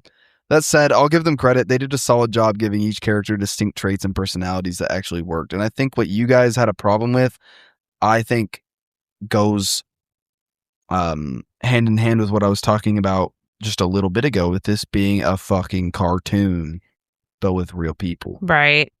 And I feel like that's very Magoo, like in that era of cartoon where, you know, fucking Fred Flintstone wasn't a deep character. He's Fred Flintstone. Yeah, but usually whenever they make live action versions of things, they get deeper with it. You're right, but like I don't think this is something you needed to get deeper with. And It is I what it get is. that, but It's it also like it's just one of those things where they could have a little bit more. I don't think this is a film that needed character depth or fucking backstory, heavy backstories or anything to that effect, because this was all about the fucking stupid slapstick, goofy, Right. over the top bullshit. Right. That They were was just the trying to be focus. silly. Yes, it was a comedy. I mean, it was just a comedy. You know, is Adam Sandler worried about giving his fucking characters backstories and fucking grown-ups? No. They just fucking go out there to get fucking yucks. That's what this was there for. Just be an ode to a classic cartoon and yuck it up a bit. And do I think they nailed it every single time? No, but I'll get into that in a second. But I do think that while it was a large cast of characters, they were at the very least good performances. They were. The acting itself was very strong. They were all like in this shit, you know, like Mhm. they committed to it. There was a lot of talent. Like anytime even if it's a bad movie or a not so good movie or just a decent movie, but the fucking actors are like fully committed, I'm like, bro, I gotta give it a little bit more credit. I can't just call it bad. Like it's not. Do you know what this movie felt like to me? Hmm. If I was getting up to leave, and instead of walking out the front door, I opened up your bedroom window, shimmied myself down the side of the apartment, walked back up the stairs, came in the front door, said bye guys, and then walked out the front door and went home. Oh my god. That is so insanely specific. It was just like, okay, like this was not a necessary. I assume Mr. Magoo, the TV show, wasn't an hour and a half long. True. No, that's the whole thing. This is like a plot of an episode of a TV show. Yeah. 100%. And it was stretched out to an hour and a half. Yeah. Mhm. Stretched They out. stretched fuck out. Yeah. Like a fucking baby coming out of a woman. That's right. Stretched it out. Yeah. Gross. Crazy analogy, babe. Nice. No. Also, like, certain scenes, like the scene with the fucking baboon, that mackerel. Mandrill. Mackerel. It's a fish. I know. That scene was like 2 minutes long. And then the fucking very end, they're like, wrap that up within like fucking 50 seconds. Mhm. 75 max. Like, bop, bop, bop. Bah, bah, bah. Let's get into our fucking overall ratings, Kaylee. What are you thinking? Overall, I give it 19 out of 30 kicks that Luann Piece of landed. shit. No. That was. No way. Yes. That's- God it's so damn long. it. There were so many things to choose from here, too. I know. I was like, that's gotta be random. I'm pissed. Kicks that Luann landed that didn't affect a single guy. Like, everybody was fine, except for in the tent, I guess they were, like, knocked out, but, like, nobody had, any injuries or bumps or anything. Literally, didn't Magoo get drop kicked in the face I'm or at least sure. smacked across the face or something? Yeah. Well, fucking Stupak got launched and he didn't break a single bone. Yeah, he got launched more than once. Or Broke no, his he face. got launched and then Morgan or Bob or whatever also got launched. Oh, gosh. It's just, I don't know. I did not have a great time during this movie, and I just felt like there was issues with the plot, and it probably was the fact that it was so unbelievably stretched out that I was just like, oh my god. And the stupidity kind of reminded me of Midnight Madness, or at least the feelings I had while watching it. So yeah, it's not a very high one today. That's about a D- from me. It's the lowest in a while. Mm-hmm.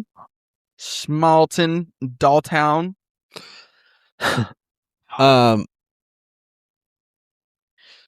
I'm going 6 out of 20 feet. 6 out of 20 feet of the eggplant mobile. Of how long that bitch was. Should have done it in inches. Should have. That would have been a lot of inches.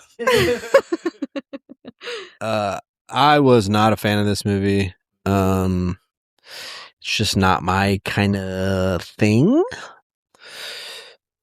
I liked Leslie Nielsen is so fucking funny. Yeah. Like, he's so funny. I love him so much. He was the only, well, not only, because Angus was also a redeeming quality of this movie. True.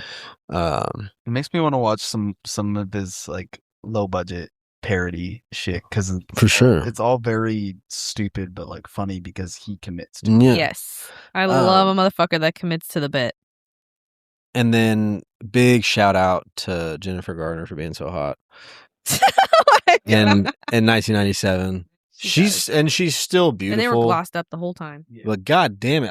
When I saw her, I was like, holy fuck, is that Jennifer Garner? Oh my god. Yeah. Yeah, I did not know.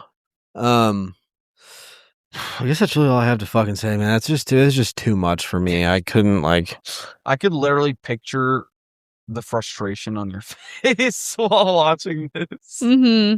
I often think about like while watching a movie like Smalltown probably hated that. Dude, I started the movie, watched for a second, and began to text you. Literally, I am 10 minutes into this, and I'm so angry. And then I deleted it. You should have just texted Oh my god, that's funny. Next time you have an opinion like that, delete it, send it. Yeah. That's. Yeah, he'll love that. I feel like this continues the disparity of Smalltown hating a fucking movie, Kaylee also not really caring for it, and me finding a lot of positives in it. You do be finding the positives. This time around, though, I'm somewhere in the middle. I'm not like full on like this is my shit. You know, like I feel like in the past I've like hella gone to like the defense of certain movies that you guys didn't care for as much. I think so. This is what I think, Jordan. So like if there's somebody I knew and I was introducing you to that person and I told you all of these bad things about this person.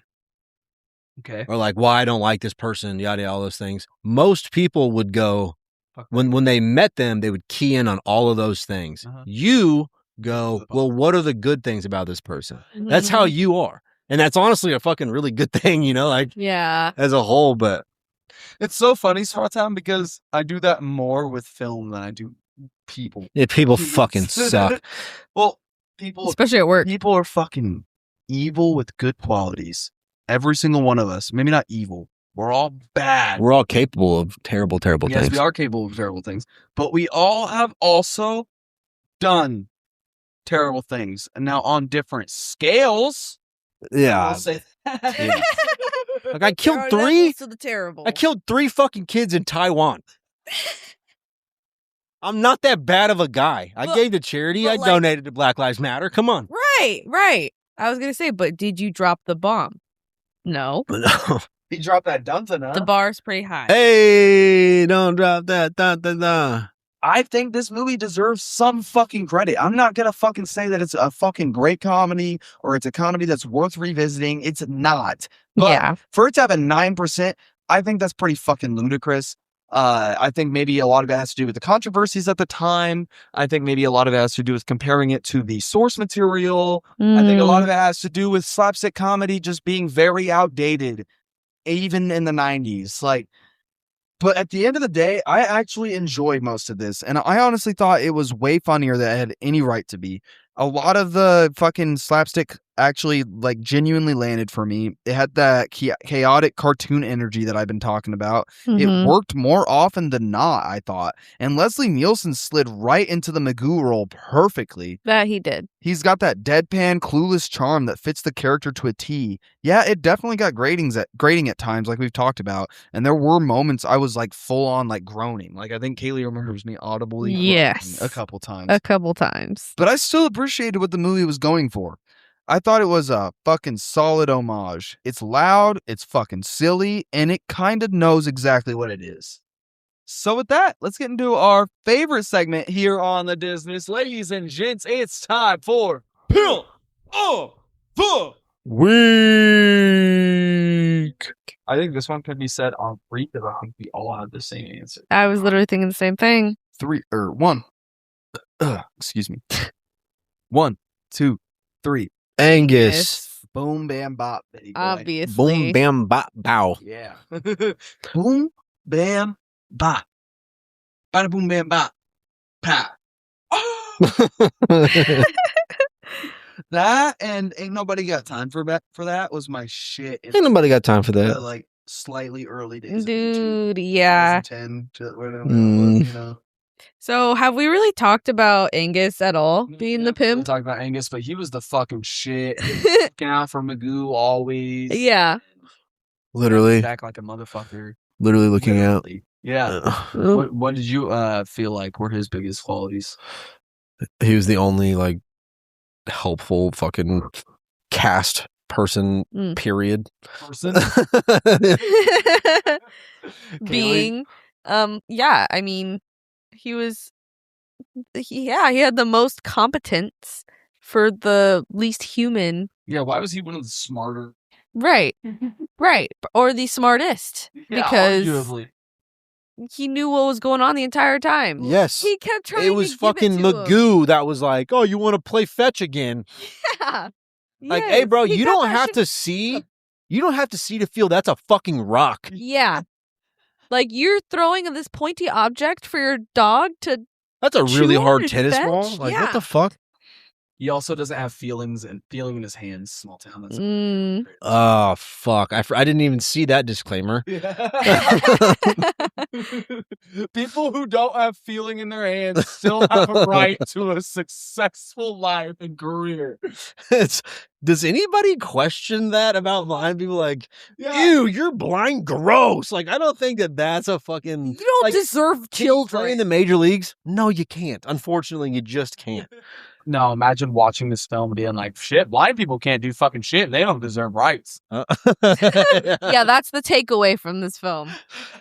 Yeah, that was very, like, kind of jarring, that message. Oh, yeah, it made me laugh. I'm sorry. It's like, first of all, you put it at the end of the movie. So when I just watched the whole movie, it was like, ha ha ha. And you play, it's like, oh, I'm a bad person.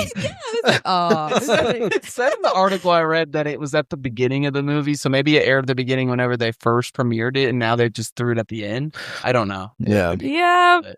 It could just be what I read was incorrect. Or maybe it, like, skipped over it Stop. when we started the movie. That was funny. Anyway. Yeah. Angus, good boy. Good boy, indeed. Good boy pimp of the week. Mm-hmm. Is he the first dog pimp? No. No, we've had other. He might be the first live action. Oh, yeah. speaking, Yeah. Because Dog. we've done, like, But I don't think. 101 Dalmatians and shit. Yeah, but even then, was a dog. No, the dog wasn't pimp of the week. It's No. Sergeant Oh, fuck. That's so fucking fucking funny. Oh, my God. Next week here on the show, we're switching things up just a little bit, and we're talking about the Lindsay Lohan classic Confessions of a Teenage Drama Queen. Ooh. Early 2000s. Poor Smalltown. It's not that's not bad. That's not different. Yeah, I feel like that one's going to be a decent. A fucking It's not a Disney early 2000s fucking It had a budget. teen girl, like, coming of age story, I'm sure. That's what I'm always into. Yes. I'd be concerned, actually. If that You was, like- should be. You should be, like, watching me like closely. Yeah. Yeah, like no laughs, actually. Like, Yeah. Yeah. You have to stop watching these teenage coming of age movies for women. I just feel like I haven't come of age. Yeah, you just have some more maturing to do. Where did the phrase coming of age? I guess you're coming of age. I definitely Probably has something to do with selling off started your coming children at a to get certain age married. for sure. No, that makes sense. You're coming up on being like legal age. Yeah. Yeah. No, that- Coming of age, coming of, like, yeah, knowing what the fuck's going on in life, not just being a... I still don't know what the fuck's going on. No, at this point, nobody has any fucking idea what's going on. You're right. This world was a fucking mess. But we make things feel a little bit better by having silly 3-hour conversations about Disney movies. Some yucks. Some yucks.